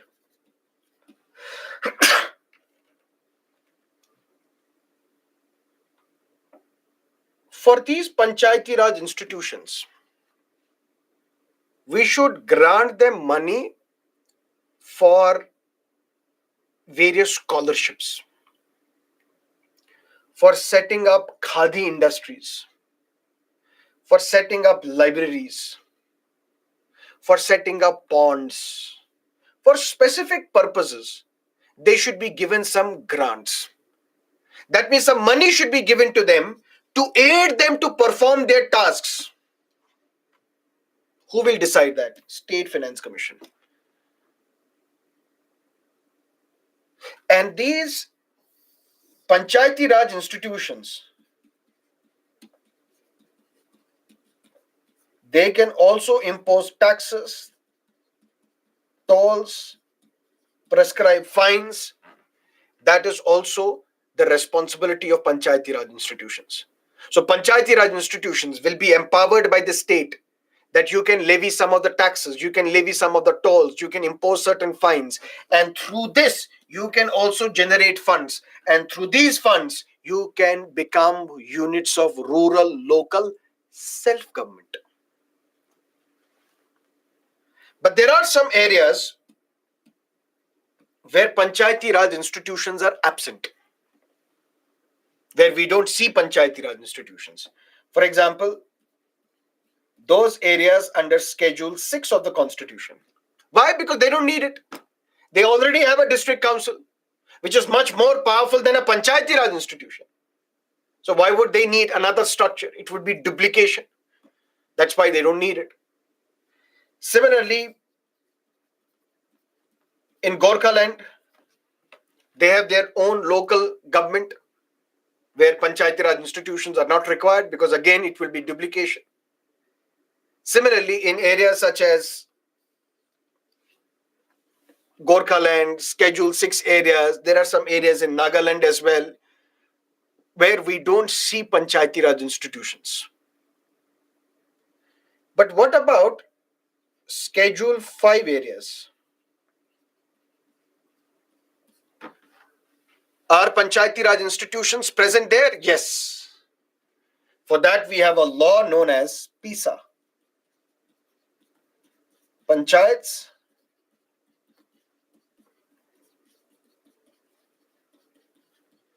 Extension to Scheduled Areas Act. This law was passed in 1996. A very important law, but this law we will discuss in great detail in social justice. So whether panchayati raj institutions are to be established in all the states, yes, but there are some states such as Nagaland where we don't see panchayati raj institutions because of various reasons, because they have a different status. In Gorkha land, there already is a Gorkha council. That is why we don't need a panchayati raj institution. In Schedule 6 areas, we have district councils. We don't need panchayati raj institutions. Your Lakshmikant may also say about Jammu and Kashmir, but Jammu and Kashmir also has panchayati raj institutions. But are these institutions present in Schedule 5 areas? Yes. And it is because of this PISA, Panchayat Extension to Scheduled Areas Act 1996, that panchayats have been extended to Schedule 5 areas as well. And this we will discuss in great detail in social justice. Now let's look at urban local bodies. I told you previously when we initiated a discussion, first we will look at panchayats and municipalities, 73rd and 74th, from the prelims perspective. Once that is done, then we will analyze 73rd and 74th amendment from the mains perspective. And then this topic is over. Now let's look at 74th amendment, because we dealt with 73rd amendment. Just like we have local government in rural areas known as panchayats covered by 73rd amendment, we have local government in urban areas known as urban local government covered under 74th Amendment Act. And for that we have to go back to history. I think it was 1687 for the first time when a municipality was set up in India. What was that city where first municipality was set up in 1687? Can anybody tell me?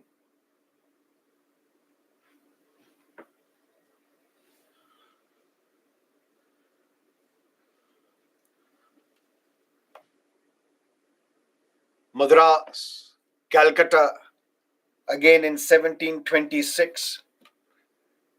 It is considered to be Lord Ripon who played a very important role in empowering these local bodies in urban areas, because there was British Parliament making laws for the entire country. Then over a period of time we saw that despite the fact that British Parliament was making law for India, we had some form of government in urban areas. known as municipalities or municipal corporations, and which were provided funds by Lord Ripon, provided funds by the Governor General or Viceroy, as he was called. That is why we say Lord Ripon is the father of urban local government or municipal government in India. And after the independence of India, we saw urban local government in different states in the form of municipalities, in the form of municipal corporations. There were some notable examples such as Bombay, such as Delhi, such as Madras, such as Calcutta, where these urban local bodies were functioning well. Perhaps because they had a history, a long history from where they were operational. But in other states, it was an abysmal situation. And again, just like we needed to provide constitutional status to panchayats, we needed to provide constitutional status to urban local bodies as well. And that is how 74th Amendment happened. When we look at urban areas in India, we see that there are three broad types of municipalities or urban local bodies. Municipal corporation, which is for a large city, a big city. Then we have municipal council, which is for a smaller city. Then we have Nagar Panchayat. That means an area which is not yet a city, but fast transitioning into one. What is the difference or what is the definition of a city? How is it different from a village? We can call an area within the territory of India a city if the predominant economic occupation is non-agricultural.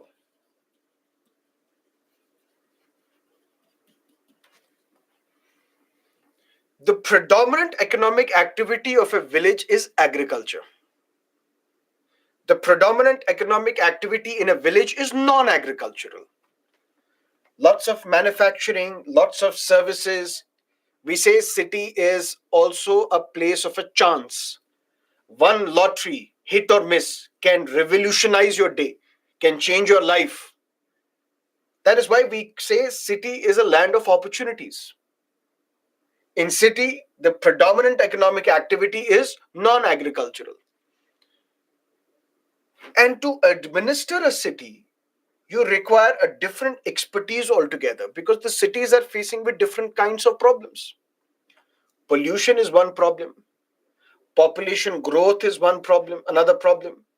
Density of population is another problem. The sewage treatment is another problem. How do you dispose your garbage? That is another problem. Traffic is another problem. Right now, if I have to come to the studio, which is in Bangalore, from my house it takes me 5 minutes early in the morning, 5:30 a.m. But if I travel at the peak office time, which is let's say 9:30, 10, do you know how much time does it take? Sometimes it takes me 1 hour 20 minutes, sometimes 40 minutes, sometimes an hour. Sometimes I don't go. Traffic is an issue. So to administer an urban area comes up with a lot of challenges. That is why we need experts who have dealt with these problems. They should also be part of the decision making to make cities livable. Because unfortunately, there are some cities in India which are becoming unlivable. For example, Delhi, the capital of India, is unlivable. Although it is not a good comparison to make, and you should also refrain from this comparison, where people compare that staying in Delhi is like you are smoking 18 cigarettes a day. This is the comparison that we should never make. You're basically encouraging smoking. You're basically telling me that so what, you should smoke even if it destroys your lungs. But look at in Delhi, you are breathing the air which is polluted, and it is as good as you have smoked 18 cigarettes a day. That's not the comparison. This way you're encouraging smoking, or you are belittling the impact of pollution on the lives of young vulnerable sections of the society. But be that as it may, for cities we also needed constitutional status, and that was provided by 74th amendment. How?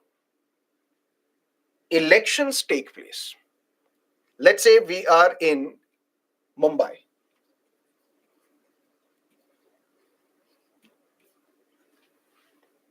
We are in Mumbai, and we have a BBMP, municipal corporation in Mumbai. Mumbai is a big city. For that, we have a municipal corporation. Elections will take place. How elections will take place? Because every state will have to create wards. Just like for the entire country, the country is divided into 543 constituencies. For the entire state, for example, UP is divided into 403 assembly constituencies. Similarly, the entire city of Mumbai is divided into constituencies, and these constituencies are known as wards. So, wards are to be constituted. But now, persons having special knowledge or experience in municipal administration, can they also be part of these wards? That state legislature will decide. Because to these wards, people will directly elect their councillors. Representatives will be directly elected by the people, and they will be part of these wards. But can we also include people who have special knowledge of municipal administration, who have expertise of running a city, maybe who are experts in pollution control, maybe who are experts of waste control management, maybe who are experts of traffic management? Can we also include them? Because they will be needed, they will be required to make better policies for urban administration. We won't give them right to vote because they are not elected by the people. But can they also participate in the meetings? That's for the state legislature to decide. Just like we have nominated MPs to Rajya Sabha who have done well in the field of art, literature, science, social service, so that they are also part of making laws in the similar fashion, experts. Members of Lok Sabha State Assembly, can they also be included in these wards? That state legislature will decide. Members of Rajya Sabha and State Legislative Council, can they also be made part of these committees, wards? That state legislature will decide. And then group of wards put together becomes a wards committee. For example, Karnataka in 2020 said all cities in Karnataka, all urban local bodies in Karnataka will have wards committee as well. That means group of wards put together becomes a ward committee. Just like group of villages put together becomes a block. In the similar fashion, we should have a wards committee as well. When we look at urban local bodies, let's look at some of the types. What are these types? Listen to me carefully.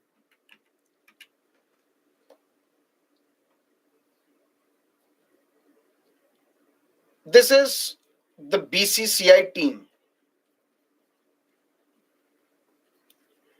for World Cup 2023. How many members, how many cricketers have been selected by BCCI to represent BCCI India in the Cricket World Cup? 15.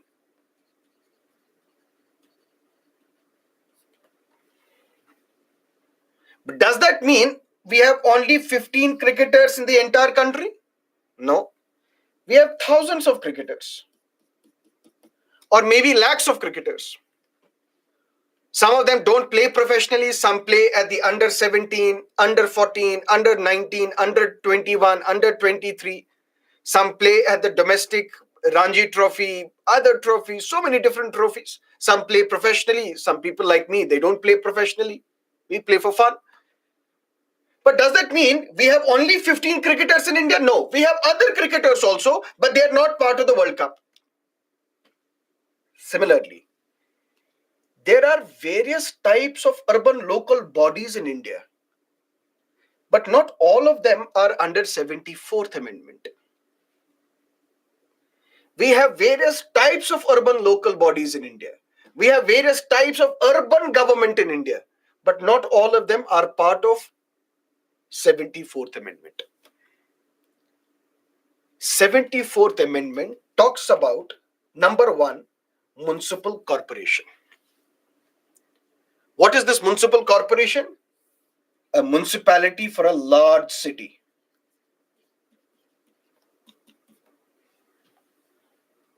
What is a large city? For example, Bombay, Mumbai, for example, Delhi, for example, Chennai, for example, Calcutta, for example, Hyderabad, for example, Bengaluru. We have municipal corporation. And this municipal corporation has 3 important areas. One is the council, the other is the standing committee, then we have the commissioner. Who is a council? All the members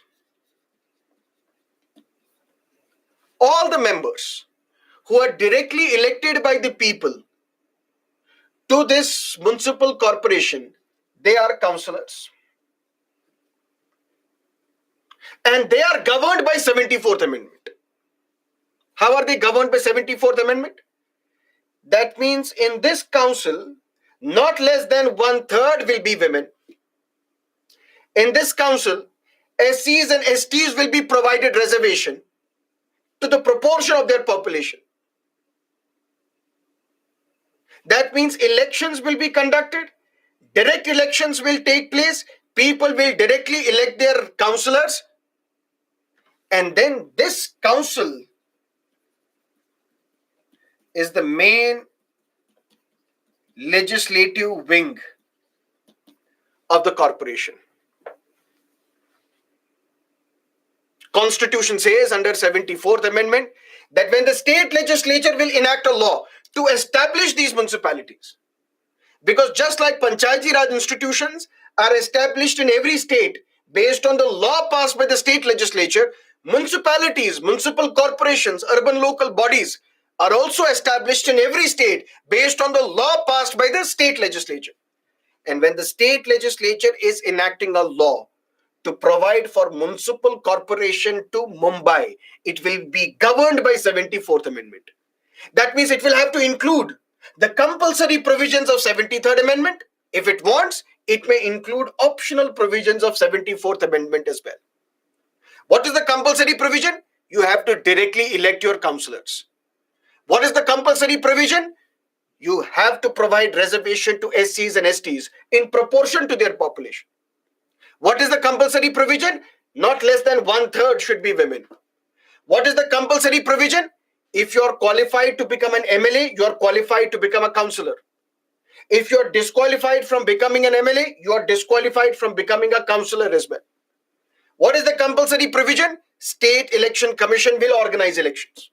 What is the compulsory provision? There has to be State Finance Commission, which will give funds to these municipalities from the consolidated fund of the state. So all those things that we discussed in panchayats are valid here as well. No difference. But then there are some optional provisions as well. If the state legislature wants, those experts, they can also be made part of the council. MLAs, MPs can also be made part of the council. OBCs can also be provided representation. Uttar Pradesh recently decided to provide reservation to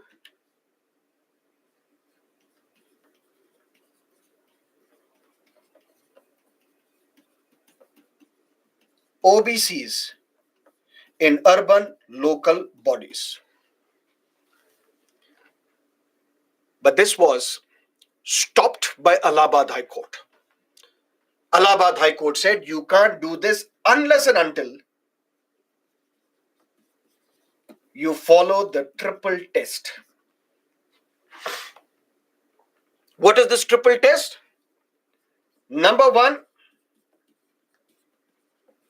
set up a committee.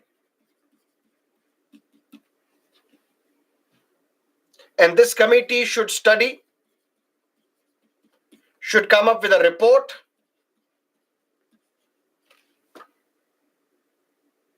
and this committee should talk about feasibility of reservation. Then it should talk about proportion of reservation. Feasibility or implications of reservation. Then feasible proportion of reservation. Then 50%. What does that mean? Should seats be reserved in urban local bodies for SCs and STs? Yes, in proportion to their population. It is a compulsory provision. Not less than 1/3 of the seats in urban local bodies should be women. Yes, it's a compulsory provision. But can reservation be provided to OBCs? Yes, but that's a voluntary provision. If state legislature wants, they may provide reservation. Uttar Pradesh decided that in urban local bodies, we will provide reservation to OBCs. Allahabad High Court said you can't do that unless and until you follow the triple test. Because it's not a mandatory provision to provide reservation to OBCs. If you want to provide reservation to OBCs, you have to perform 3 tests. Test number 1, set up a committee. So that this committee will look into the implications of reservation. Implication of reservation in the sense, if we will provide reservation to OBCs, it is going to empower them politically. Study this and then come up with a report. Once you decide, okay, yes, reservation leads to empowerment, then you tell us what should be the proportion of reservation. What should be the percentage of reservation for OBCs? And total reservation should not exceed 50%. Once these 3 tests are performed, then you can give reservation to OBCs in urban local bodies. After this judgment, the Uttar Pradesh government set up a committee. Committees looked into the implication of reservation, then prescribed the proportion for reservation to meet within 50% limit, and then reservation was provided to OBCs in urban local bodies in UP. So the point is, everything that is there in 73rd Amendment for panchayats, that is there for urban local bodies as well. If we look at municipal corporation, we will have a council where councillors are directly elected. This council will be presided over by mayor, will be assisted by deputy mayor. But who is this mayor or the deputy mayor going to be? Whether this mayor is directly elected or indirectly elected, whether people will directly vote to elect a mayor or people will vote for councillors and councillors will elect a mayor, whether direct election or indirect election, that state legislature shall decide.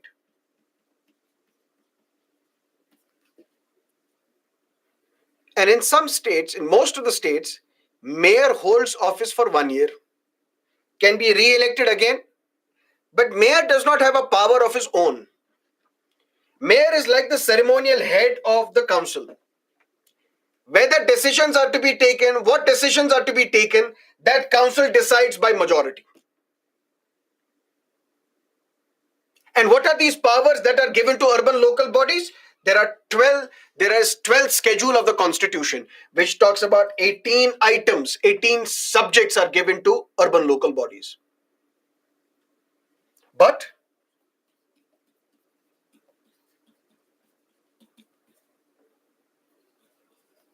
the state legislature may, just like the state legislature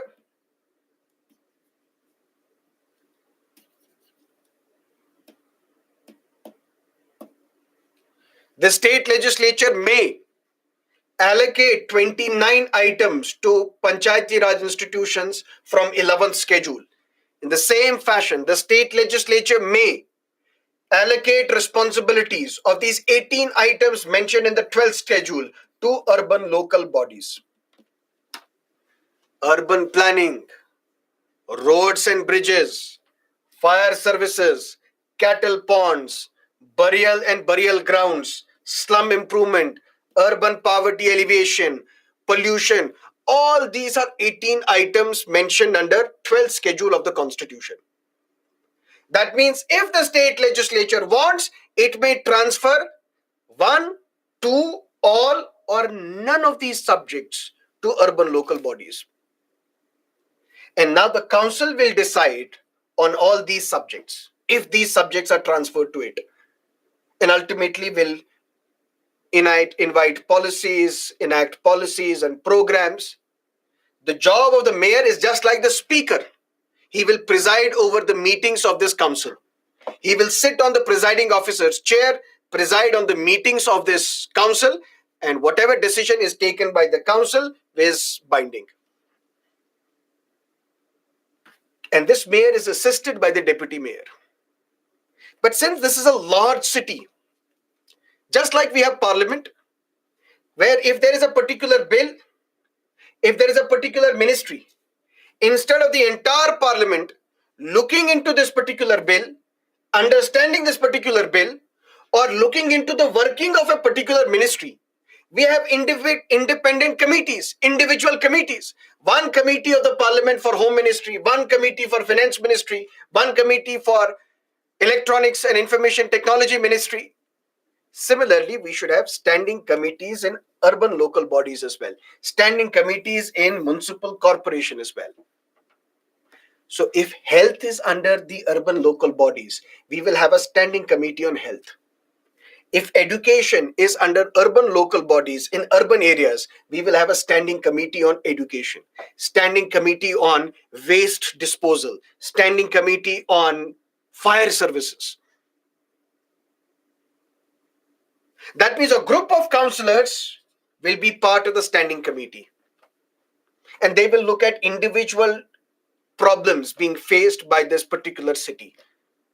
And whatever they decide, council decides, standing committee decides, that is now to be implemented. And who will implement this? Commissioner. Who is the commissioner?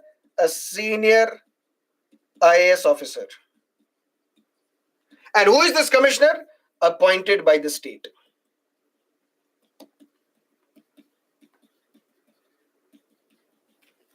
That means the state government will appoint a commissioner, commissioner of the Delhi Municipal Corporation, commissioner of BBMP in Bengaluru, commissioner of BMC in Mumbai, to act upon those decisions which are taken by the council and the standing committee.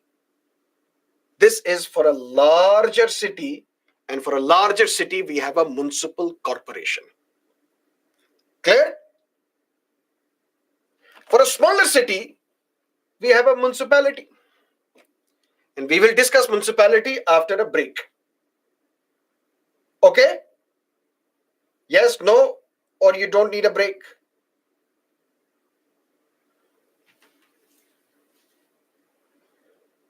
Okay, let's meet at 8:50.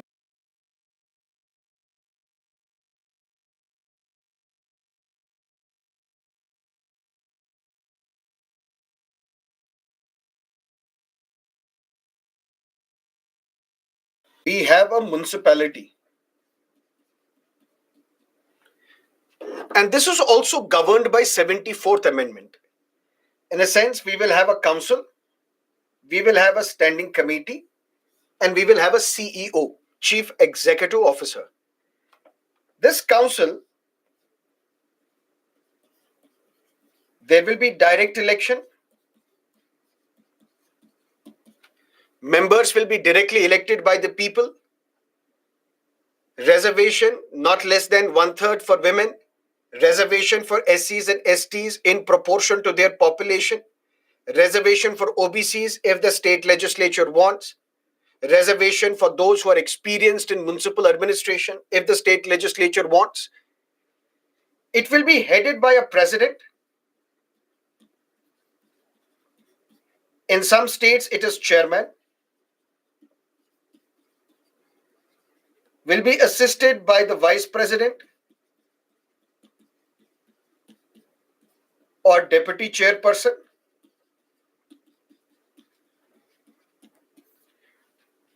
All the decisions are taken by the council, which will be implemented by the CEO. The CEO is normally a senior state civil services officer.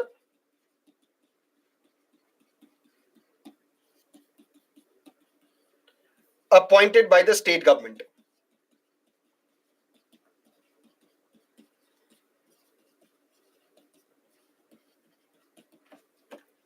And just like we have standing committees on various subjects at municipal corporation level, we will have standing committees at the municipal level as well, for a smaller city as well. But I told you, if there are 15 cricketers who are nominated by the BCCI to represent India in the World Cup, that doesn't mean we have only 15 cricketers in India. We will have lakhs of cricketers in India. Similarly, if 74th Amendment talks about urban local bodies in the form of municipal corporation for a bigger city, municipality for a smaller city, but there are other urban local institutions as well, which provide urban infrastructure to their areas, but they are not covered by 74th Amendment. Which are these? For example, notified area committee.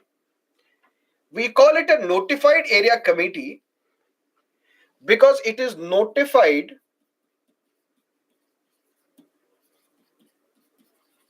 by the governor on the advice of the chief minister, notified in the government gazette. We call it a notified area committee. All members are nominated by the state government. That means no election takes place. But if there is a particular area in a state, particular area of a state which is considered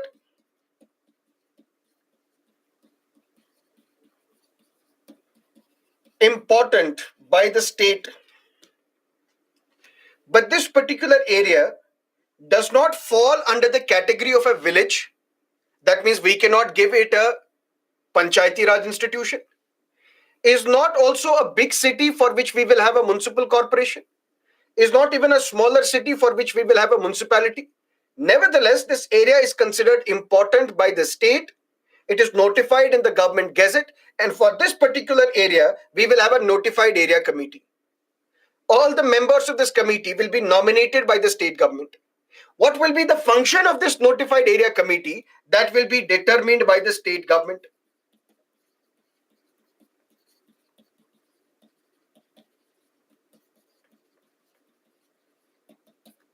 That means it may be possible that for this notified area committee, for this particular area of a state, maybe this notified area committee will decide the roads, the bridges, the cattle ponds, irrigation, fire services, education. Any role can be prescribed to this notified area committee by the state government.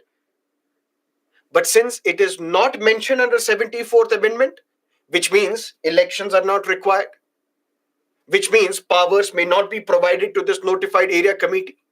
But there are notified area committees in different states in India, which is entirely a nominated body, and whatever role is prescribed to it is determined by the state government, which means notified area committee is not covered under 74th Amendment.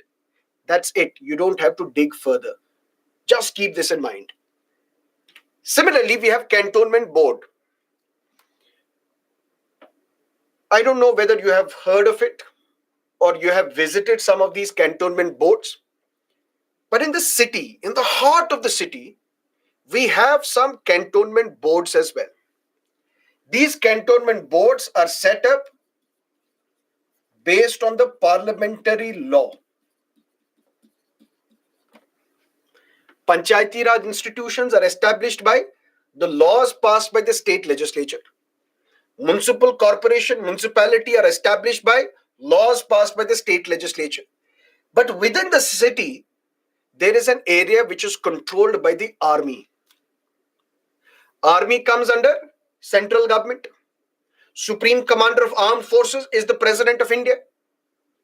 So if in this military area, civilian population are present, how do we administer the civilian population of this military area? For that, we have a cantonment board. These cantonment boards are established by the law passed by the parliament, because even if it is in a state, but army comes under center. And if you have witnessed or visited any of these cantonment boards, you would have found that the roads are perfect. Infrastructure is perfect. Why? Because army gets involved into this. And army is very quick in taking decisions.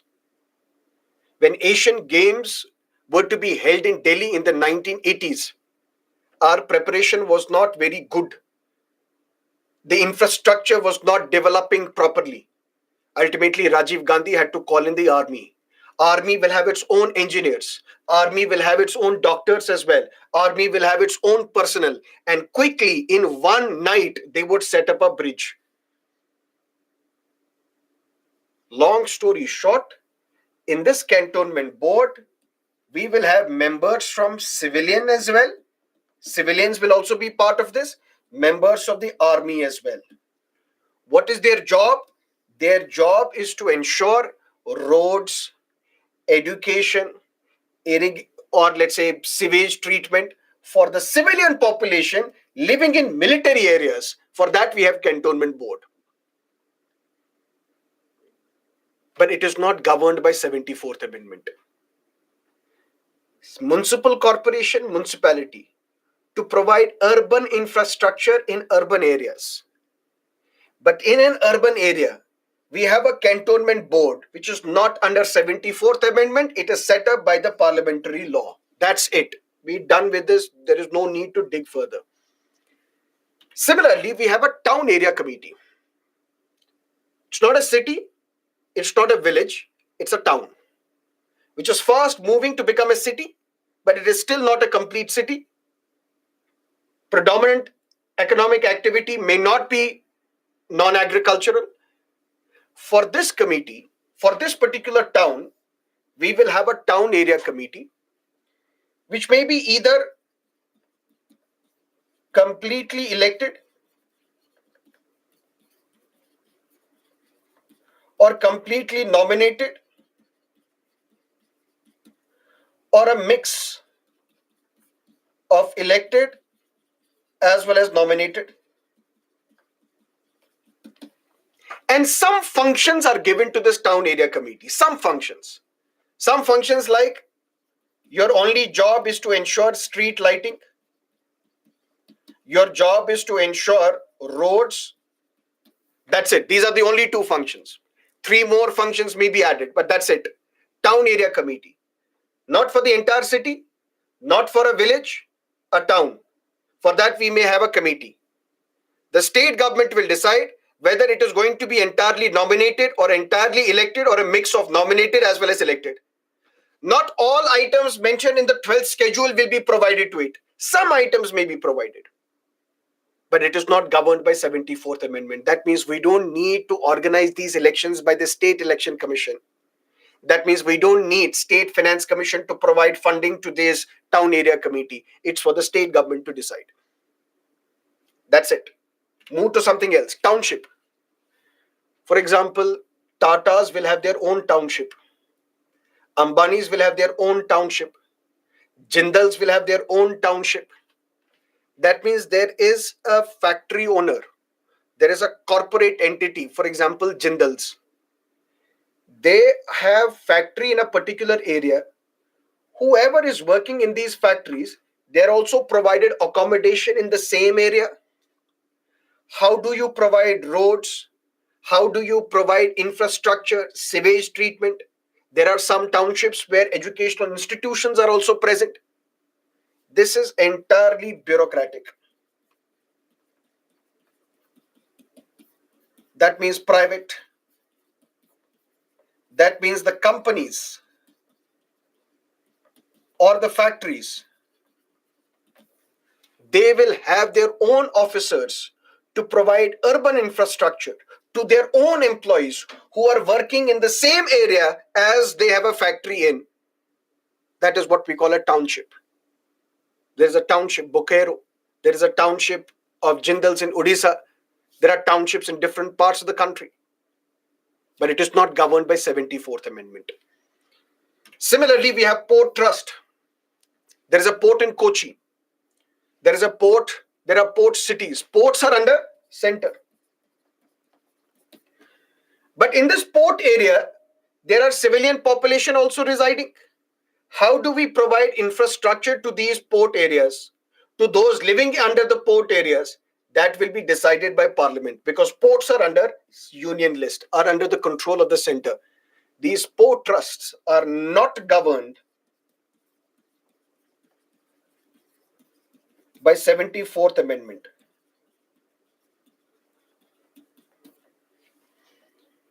Why are we discussing this? Number one, it's not important, but since it is mentioned in Lakshmikant, we are discussing it. What are we discussing? We are discussing local government. In rural areas, we have Panchayati Raj institutions. In urban areas, we have urban local bodies. But there are some urban areas where there is some form of local government, but this local government is not covered by 74th Amendment. For example, if it's a township, we will not have elections under 74th Amendment. That Jindals will decide how to run this township. It's a bureaucratic exercise. There are port trusts. Ports are under center. Even if it's an estate, even if it's an urban area, but the center will decide how to administer these ports and how to provide infrastructure to the civilians residing in these port areas. So 74th Amendment deals with municipal corporation and municipalities.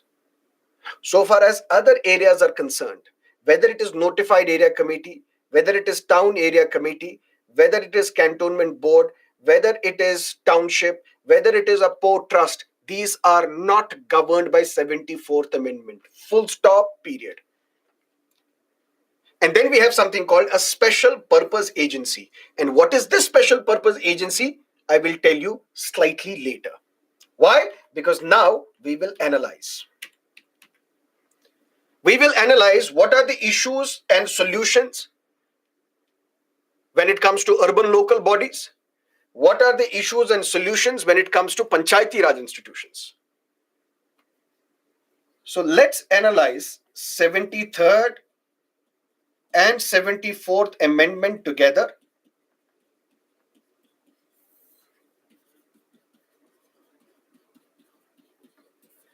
Let us first look at what is good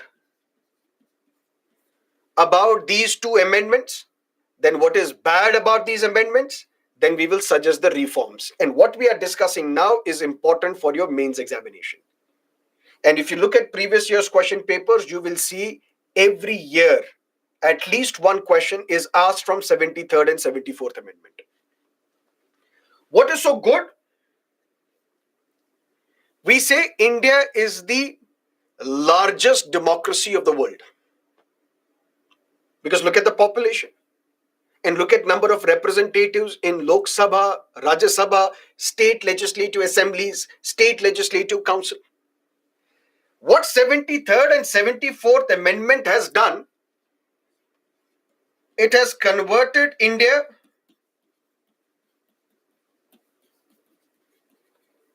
from world's largest democracy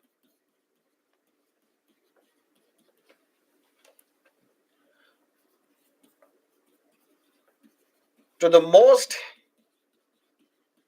intensely democratic country of the world.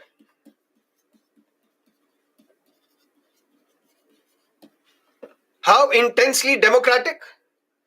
Converted India into a grassroots democracy.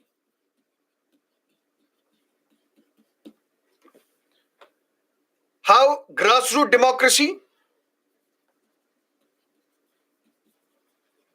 More than 3 million representatives at the three tiers of local government. 73rd and 74th Amendment leads to elections to Panchayati Raj institutions and urban local bodies. More than 3 million people are elected by the people. These more than 3 million people are elected representatives who represent people in all the three tiers of government, converting India from the world's largest democracy to the world's most intensely democratic country, where democracy is reaching the grassroots. Converting India from a representative democracy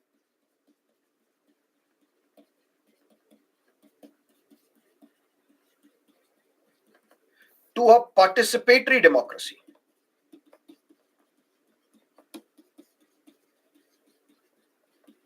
That is what is good about these two amendments. Number one. Number two, reservation for SCs and STs.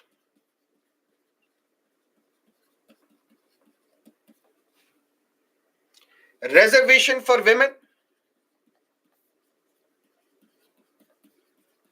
Not less than 1/3. And there are states which have provided more than 1/3 reservation to women. States such as Odisha, states such as Bihar, where 50% reservation is provided for women. Which means what these 73rd and 74th amendments have done, it have provided opportunity to marginalized communities.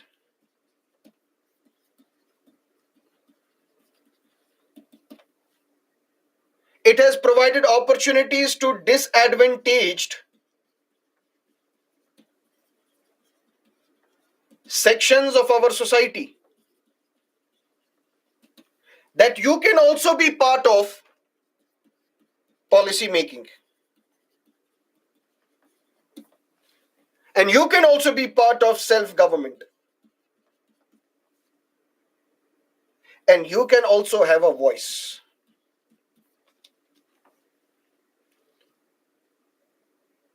One-third women, SC, ST reservation. These were the marginalized communities, disadvantaged sections of the society. Because of their political empowerment,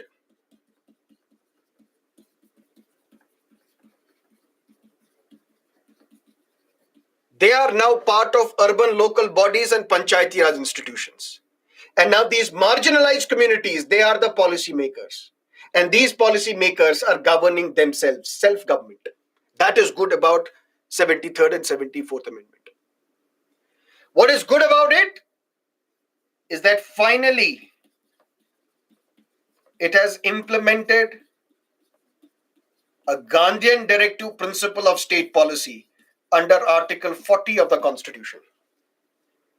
The state shall organize village panchayats and empower them with powers to enable them to function as units of rural local self-government.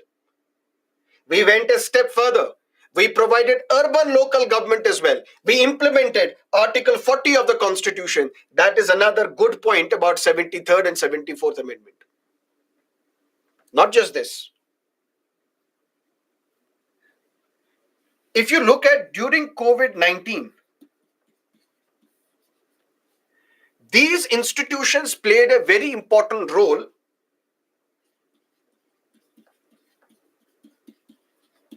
in controlling the spread of pandemic. You might have read, you might have heard that pandemic struck urban areas more. We saw the increased incidents of COVID-19 outbreak in the urban areas. Rural areas were least affected. There are experts who say it is because of the representatives in Panchayati Raj institutions. They played a very important role that through Gram Sabha, through Gram Panchayat, through Panchayat Samiti, through Zilla Parishad, they created awareness, told people to stay at home, don't mix with each other. We have to control this pandemic because people themselves were now responsible for controlling the pandemic. We are empowering the people. That is the good part about 73rd and 74th Amendment. Not just this.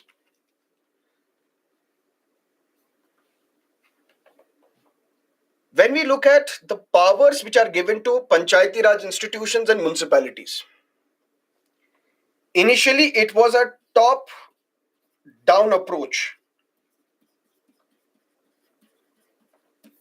Now it is converted into a bottom up approach. Bottom up approach in the sense that now the villagers themselves at a particular Gram Sabha, they decide what we are going to do with minor forest produce. Whether we will auction it or we will use it for our own betterment. What kind of school do we need? What kind of dispensary do we need? And ultimately, the people themselves, rather than the center or the state deciding what you need, it is the people themselves who understand their needs and then they implement policies to factor their needs. It's a bottom up approach now. It has created more accountability.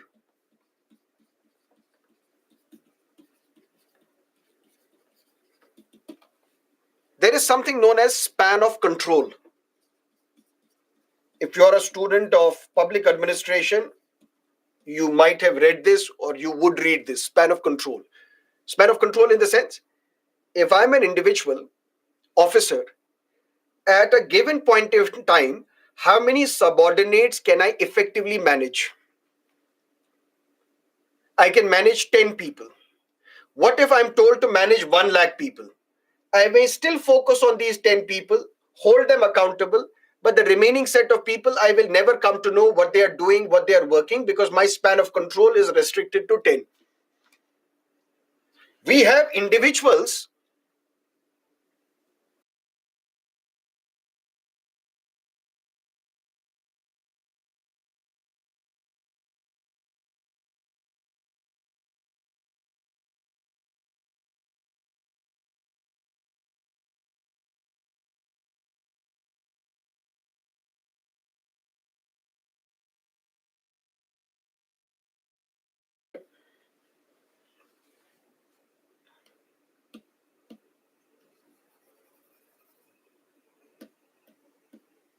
discussing about span of control, that my span of control would be restricted to 10. I may not be able to know what the other individuals are doing, what the other officers are doing, because I can only focus on certain limited number of people. Imagine a situation, we have ministry at the central level, we have ministry at the state level, we have the officers as well. But what these officers are doing at the local level, at the village level, the government of the state would never come to know or rarely would come to know. Now we have these elected individuals to Gram Panchayat, to Panchayat Samiti, to Zilla Parishad, to urban local bodies. And these elected members, they ask the bureaucrats, the civil servants, come and tell us, if you are saying you have spent 1 lakh rupees on the construction of a road, where is that road? Every Sunday or every week, they would ask these officers to present themselves before the panchayat. What have you exactly done? We told you last time that we need a cattle pond, but that is not working. That is not helpful. So basically, now these bureaucrats are now becoming accountable, responsible to the elected representatives. more accountability has resulted. More accountability means over a period of time, less corruption. All that is because of 73rd and 74th Amendment. But it has also been bad or ineffective. Bad or ineffective? Reason number one, Dr. Ambedkar. Dr. Ambedkar was against empowering Panchayati Raj institutions. Sounds strange, but he had a valid reason. What was the valid reason? He said caste is ingrained into the minds of the people.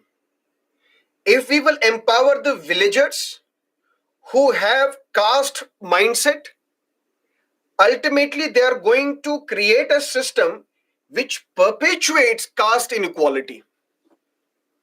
They will never allow people from different marginalized communities to take important decisions. They will isolate them. So you empower villages, you are going to perpetuate caste atrocity inequality in India. And perhaps Dr. Ambedkar was right. Selvam, he studied Coimbatore.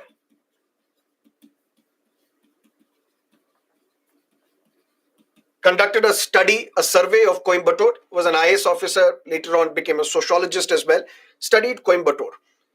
And there he realized that Dalits are forced not to contest elections. Although there are seats reserved for them, but the members of the upper castes in a village, they force these Dalits not to contest elections. So where is caste-based empowerment?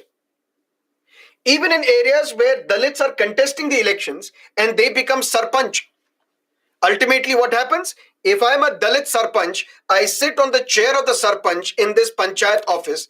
As soon as I see a member of the upper caste walk into my office, I get down for my chair, I sit on the floor, I give this chair to the member of the upper caste. Basically, caste is still in the mind of the people. Despite empowerment of SCs and STs, caste system is perpetuating, caste atrocities are perpetuating. We have not been able to eradicate caste, despite political empowerment. Number two, the emergence of Sarpanchpati. Panchayat, a series, a beautiful series on Amazon Prime. Since the seats are reserved for women, the seats are reserved by rotation. What is by rotation? That means if there are 100 seats, these 33 seats in this election will be reserved for women. Then these 33 seats will be reserved for women. Then these 33 seats will be reserved for women. Okay? The problem with that is when the seats are reserved by rotation, it gives less incentive for elected representatives to build, connect with masses, and help them. How? Listen to me carefully. You're working in an organization. You're working very hard. 9 to 5 or 9 to 9, working very hard, working on your weekends as well. But imagine a situation, you have got a job somewhere else. Now you are in the notice period. In this notice period, will you work? No. Why? Normally, there are some exceptions, 100%. Normally, people won't work in their notice period. Why? Because they know they're not here for more time. They're here for 2 months or 3 months maximum. After that, they have to shift to some other industry, some other institution, some other company. When you're reserving seats on the basis of rotation, you are keeping these elected representatives just like they are in the notice period. Because I know I am an elected representative today, but tomorrow this seat does not belong to me. Someone else will have to contest this seat, which means I will not be able to connect with the masses. I will not be able to help them because I know tomorrow this seat will not be reserved. That's problem number one.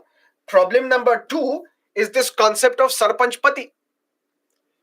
Miss Neena Gupta, that particular seat, which was previously held by her husband was the Sarpanch from that seat, from that village. But now this seat is reserved for women. Instead, because you can't contest on your own, you're a man, now the seat is reserved for women. Instead of asking any woman from this village to contest the election, he asks his wife, you contest the election. But my dear husband, what will I do? I don't know anything about politics and I'm not interested as well. So who told you to be interested in politics?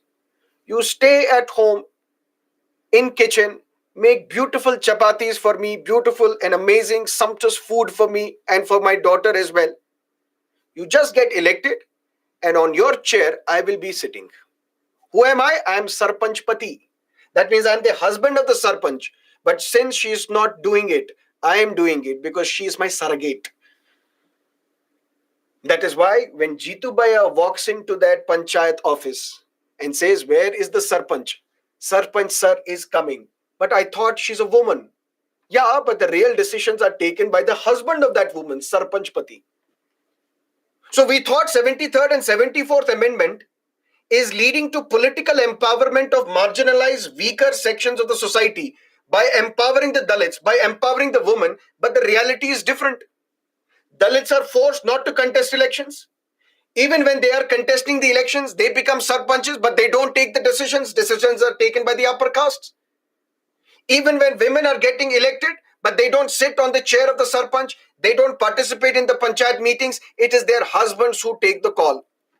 So is it political empowerment of women or continued empowerment of men in disguise of women's reservation?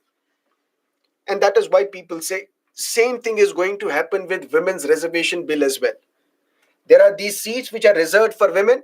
Let's say, for example, it is person X who is right now the representative from this constituency. Tomorrow this seat becomes reserved for women. It's not that any woman would become elected. It is the wife or daughter, very rarely daughter of this person would get elected from this seat. That's another problem. There is a bigger problem. And the bigger problem is MP lad scheme. What is MP lad scheme? Members of Parliament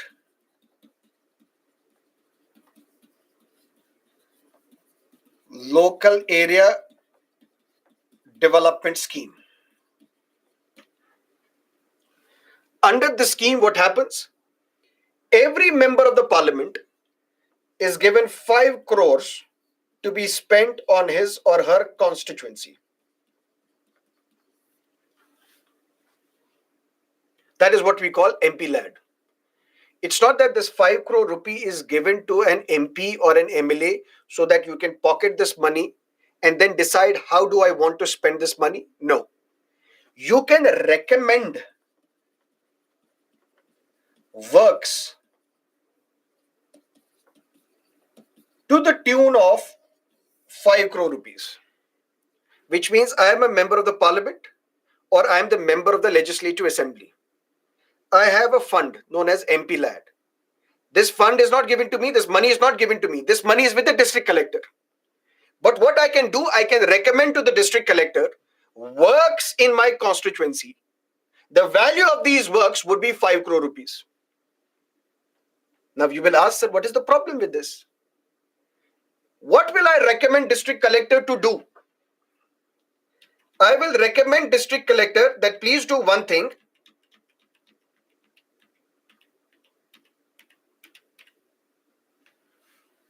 Set up an irrigation plant in my constituency.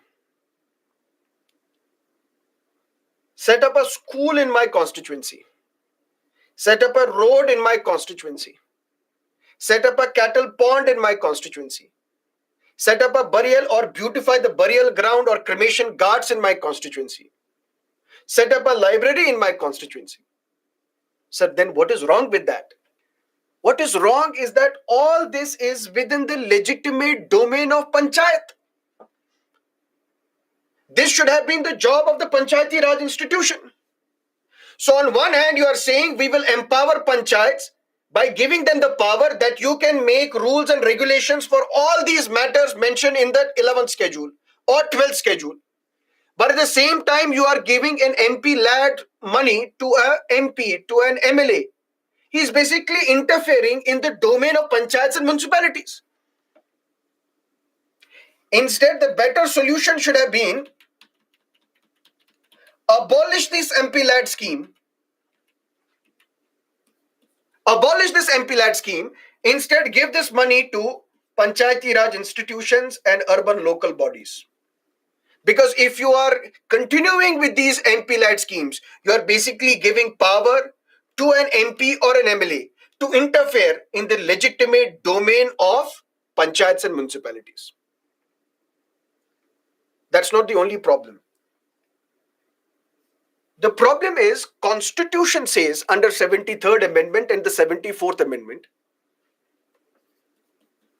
that state legislature may, what the state legislature can do, it may transfer these 11 scheduled subjects to the panchayats, transfer these 12 scheduled subjects to urban local bodies. But the term is may. If the state legislature wants, it can. If it does not want, it may not. This term may should be replaced by shall. The state legislature shall transfer all these 29 subjects to Panchayati Raj institutions mentioned under 11th schedule.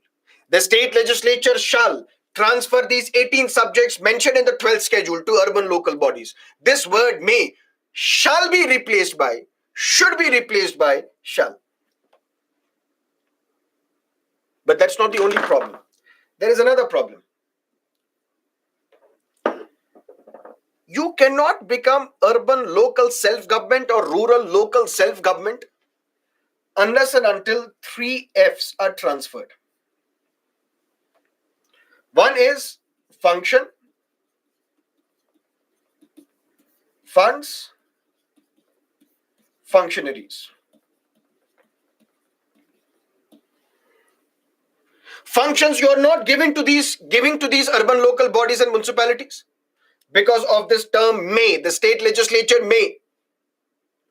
Second, funds you are not giving. There was a study done in Kolar, which is a district in Karnataka. Karnataka is considered to be the shining example of Panchayati Raj institutions. It's working well. But a study was conducted in Kolar and it was found that for majority of these schemes, the amount of money given is 1 crore rupees. Majority, total 1 crore. How can you spend 1 crore rupees for so many schemes? Or solve so many problems which are there at the Panchayati Raj level? You can't. Which means state legislature has to pass a money bill to basically give funds to Panchayati Raj institutions. But they are not given. They are given less amount of money, which will not empower them to become self-government. But sir, these Panchayati Raj institutions can also impose taxes, tolls. But these Panchayati Raj institutions are not eager to do this. Why? Tax is always a problem. Tax is always considered a burden. I have to pay 30% of whatever I earn as tax.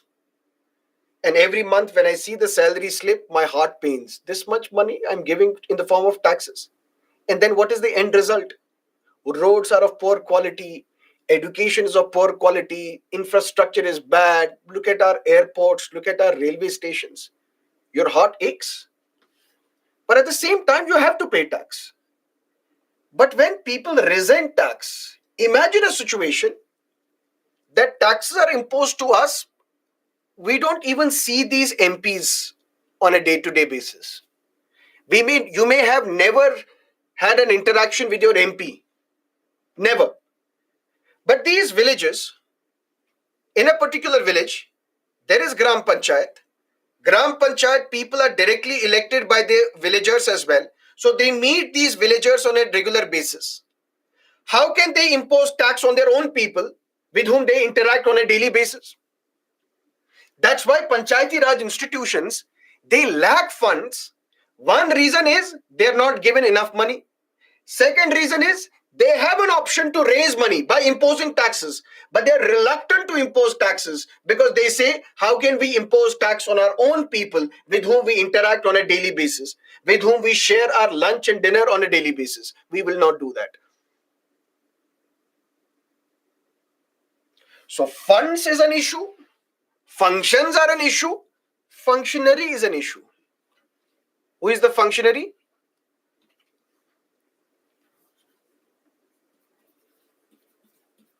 The relationship between officers and elected representatives is undefined in this law. Undefined in the sense, with hand on your heart, tell me one thing. Tomorrow you will clear the civil services exam, you will become a bureaucrat. Fine. Now you are told something to do by an MP or an MLA or a minister, and you are told to do exactly opposite by a member of the Panchayati Raj institution or an urban local body. Who would you listen to? Obviously this group. Why not this group? Why? Because the relationship is not defined. 73rd Amendment, 74th Amendment, it does not define the relationship between the elected representatives and the appointed officials. And appointed officials, they listen to MPs, MLAs, and ministers. They don't listen to the elected representatives at the grassroots because they consider them inferior, for the lack of a better word. What is the solution here? The solution is either define this relationship or allow local governments to recruit their own staff.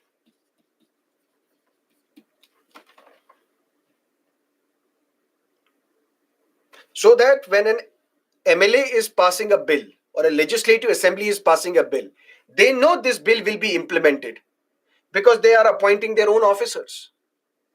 When Panchayati Raj institutions pass something, when they decide on certain matters, they're not sure whether those matters will be accepted or not, because who is the implementing authority? Bureaucrats. And bureaucrats, they won't listen to them. Either you allow them to raise their own staff, to generate their own staff, to recruit their own staff, or you define the relationship and make it categorical that you have to listen to these elected representatives. But that's not the only problem. There are few more problems as well. What are these problems? First, Administrative Reforms Commission,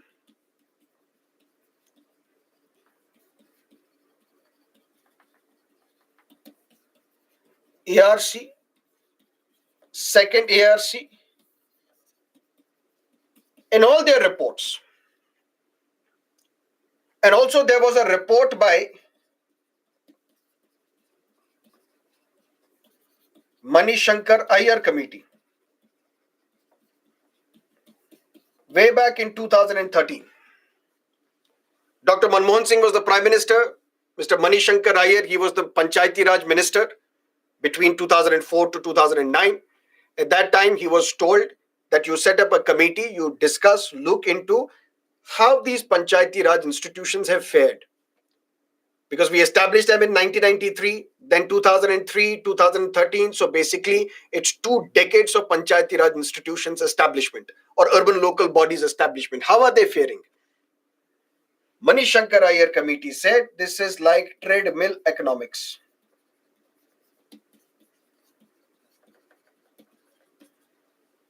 What is treadmill economics? You want to run, and you want to run 5 kilometers. You run on the treadmill. Keep on running, keep on running. After 20 minutes or 1 hour, you see that it will display that you have run 5 kilometers. But have you really completed five kilometers? No, you're still at the same place. In 1993, what was the HDI rank of India? What was the rank of India amongst all the countries on Human Development Index? That was the same in 2013. It means as if we have not moved. Despite spending crores and crores of rupees on poverty alleviation, despite spending millions of dollars on poverty alleviation, we are still on the same on Human Development Index, as if we have not moved a single bit, a single place. Manishankar Iyer said this is primarily because of so many central sponsored schemes.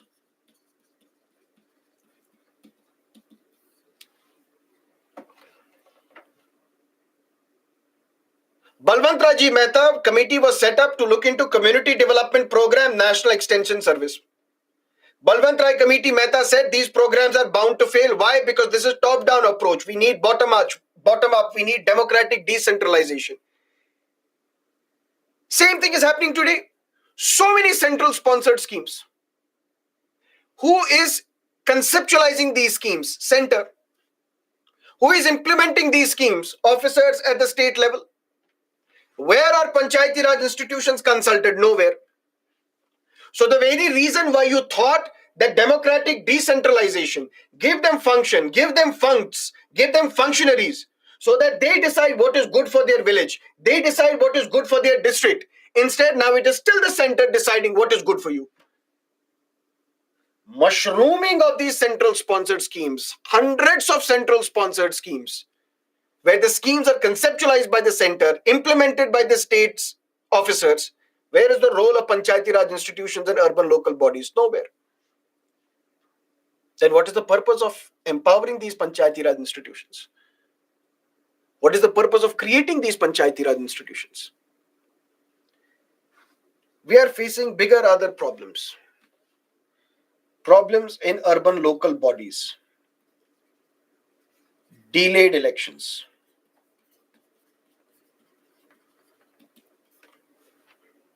For example, in Chennai.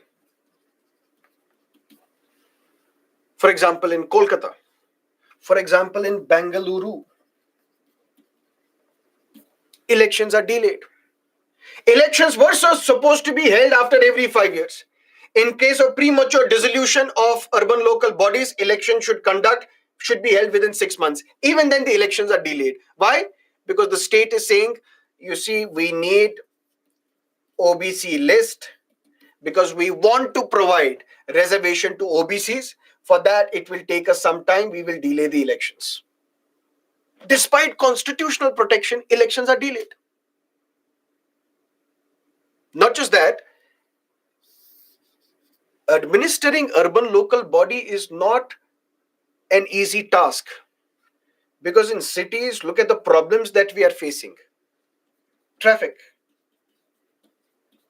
pollution, drugs, prostitution. All these are problems. And to solve all these problems, we need experts. To rope in experts, we need to give them good salary. Where can you generate money to pay salary? Urban local bodies can impose property tax,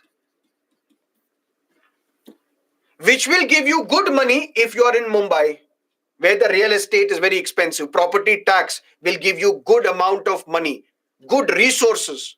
That is why we say Bombay Municipal Corporation is the wealthiest urban local body in the entire country. But what about other municipal corporations? What about other municipalities?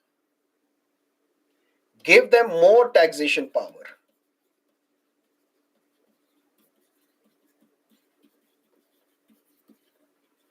That's what first and the second Administrative Reforms Commission has recommended.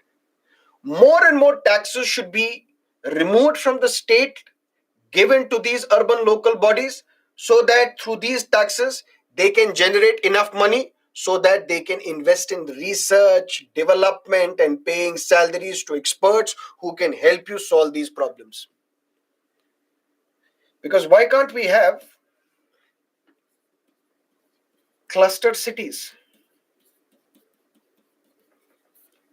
Cluster cities in the sense, this is Delhi.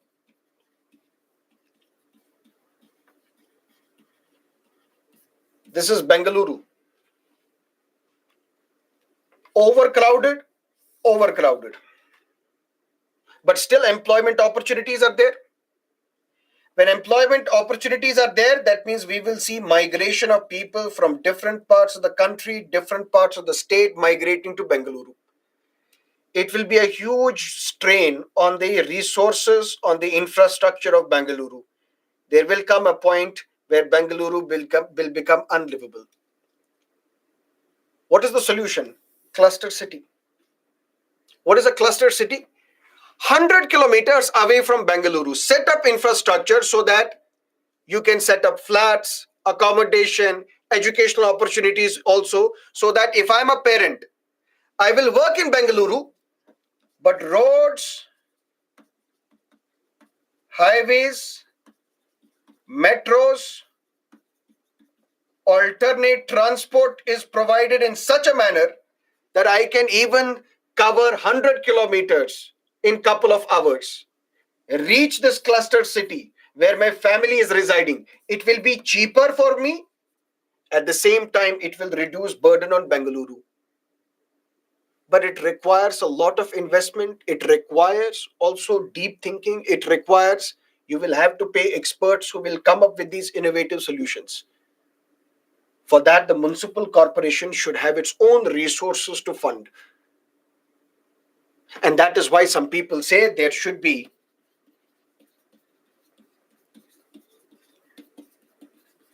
directly elected mayor. Whatever decisions are taken by municipal council has to be implemented by the commissioner. Commissioner is appointed by the state government. That means you will be accountable to the state government. You won't listen to what the mayor is saying. Let's have a directly elected mayor, so that this directly elected mayor, apart from direct election, you will have the city police commissioner report to you. That is how we can reimagine polity. What is the job of the MP in Lok Sabha or Rajya Sabha? To pass laws. What is the job of an MLA? To pass laws at the state level. The real day-to-day activities, the real day-to-day problem solving, that's the job of urban local bodies and municipalities. So the job of the legislator is to make laws. That's it. Don't get involved into day-to-day activities. That's the job of Panchayati Raj institutions and municipalities. And for that, we need a directly elected mayor. And the city police commissioner should report to the mayor. That's how you can have this working relationship with the bureaucrats. Otherwise, we are still going the same route. We have institutions, but they are not working effectively.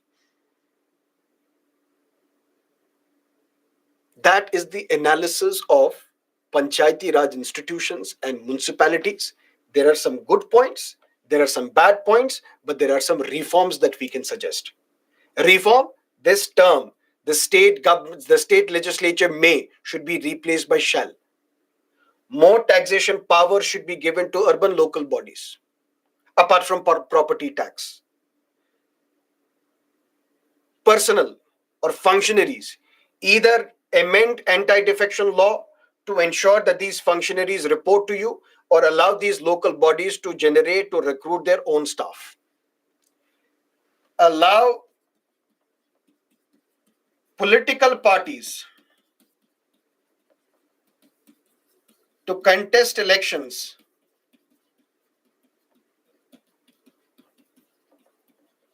in their own capacity.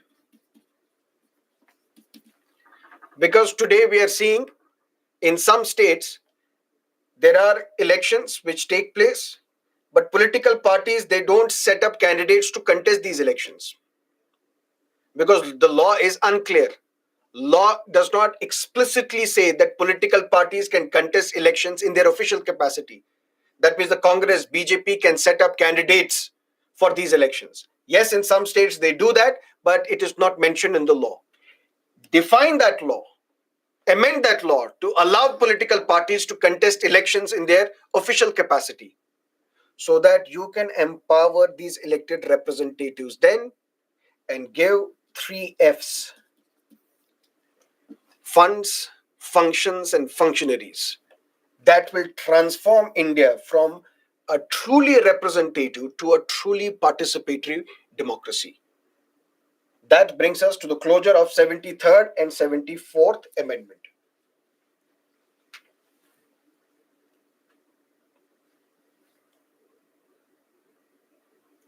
In the Constitution, is there any reservation for the third gender? No.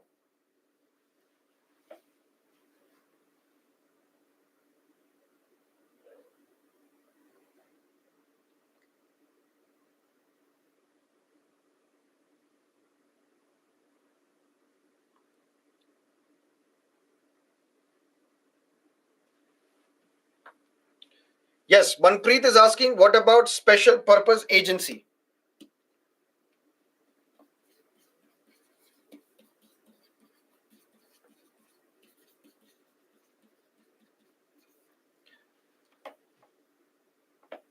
In a city, we have electricity board,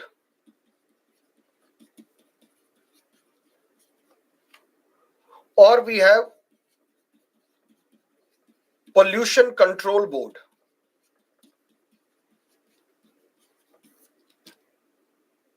These are what we call special purpose agencies. Agencies created for a special purpose. Purpose is pollution control. The chairperson of the State Pollution Control Board, the members of the State Pollution Control Board appointed by the state government, accountable to state government. That means the job of this pollution control board is to control pollution, take steps to control pollution. What are the innovative steps that we can take to control pollution? That will be the job of the State Pollution Control Board. But they will be accountable to the state government. But in 12th schedule of the Constitution, pollution control is under the domain of urban local bodies. So municipal corporation, the mayor, the chairperson, they should decide, the council should decide what are the steps that we should take to control pollution.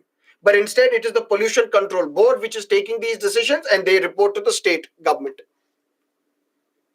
So what the state governments are doing, they're doing something clever and something which is against the spirit of 73rd and 74th Amendment.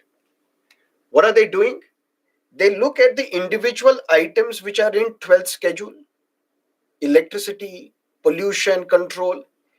They snatch these powers from urban local bodies, create special purpose agencies for those special subjects, so that urban local bodies, they do not have any interference in these matters.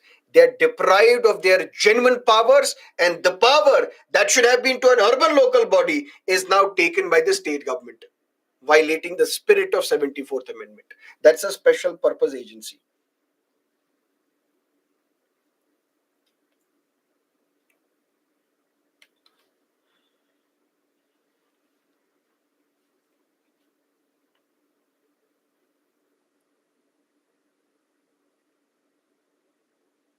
Sir, in my village, there is no Gram Sabha takes place even for one time, even if it's mentioned 11th schedule. What will be the punishment for this? What is your village? Where are you?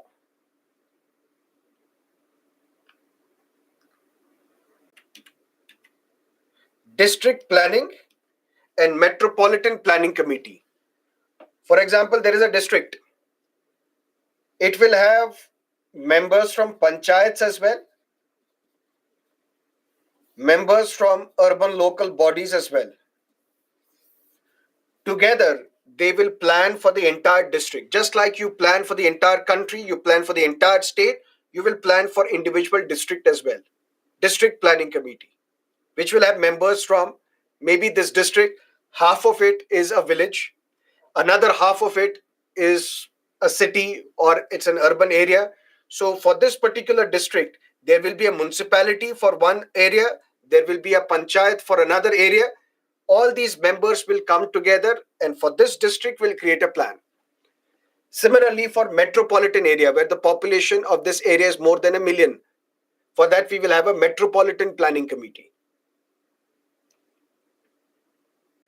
We know, otherwise we will end the class and we will discuss judiciary tomorrow. So we will initiate a discussion on judiciary tomorrow, Friday, and then Saturday also we have a class. If you look at your schedule, we will have a class on Sunday as well. So Sunday also we will start the class at either 6 or 7, that I will tell you tomorrow. Either 6 or 7, and we will have a 4-hour class on Sunday, so that on Sunday we can complete our syllabus. Tomorrow we will discuss judiciary. We will continue the discussion on judiciary till Saturday as well. Saturday, the second half of Saturday, we will discuss elections. We will hopefully complete elections on Sunday, and on Monday there will be a doubt class. Whatever doubts you have had throughout these classes, any doubt related to Indian polity, you have to send us mail. I will get the collection of all these questions, and all these questions one by one we will discuss on Monday. So Monday is an exclusive class on doubt resolution, and we will complete the syllabus on Sunday. We will have the class on Friday, Saturday, Sunday, 3 classes, but we will extend the class on Sunday. Maybe we will extend the class till 11 or 12. We will complete the syllabus on Sunday.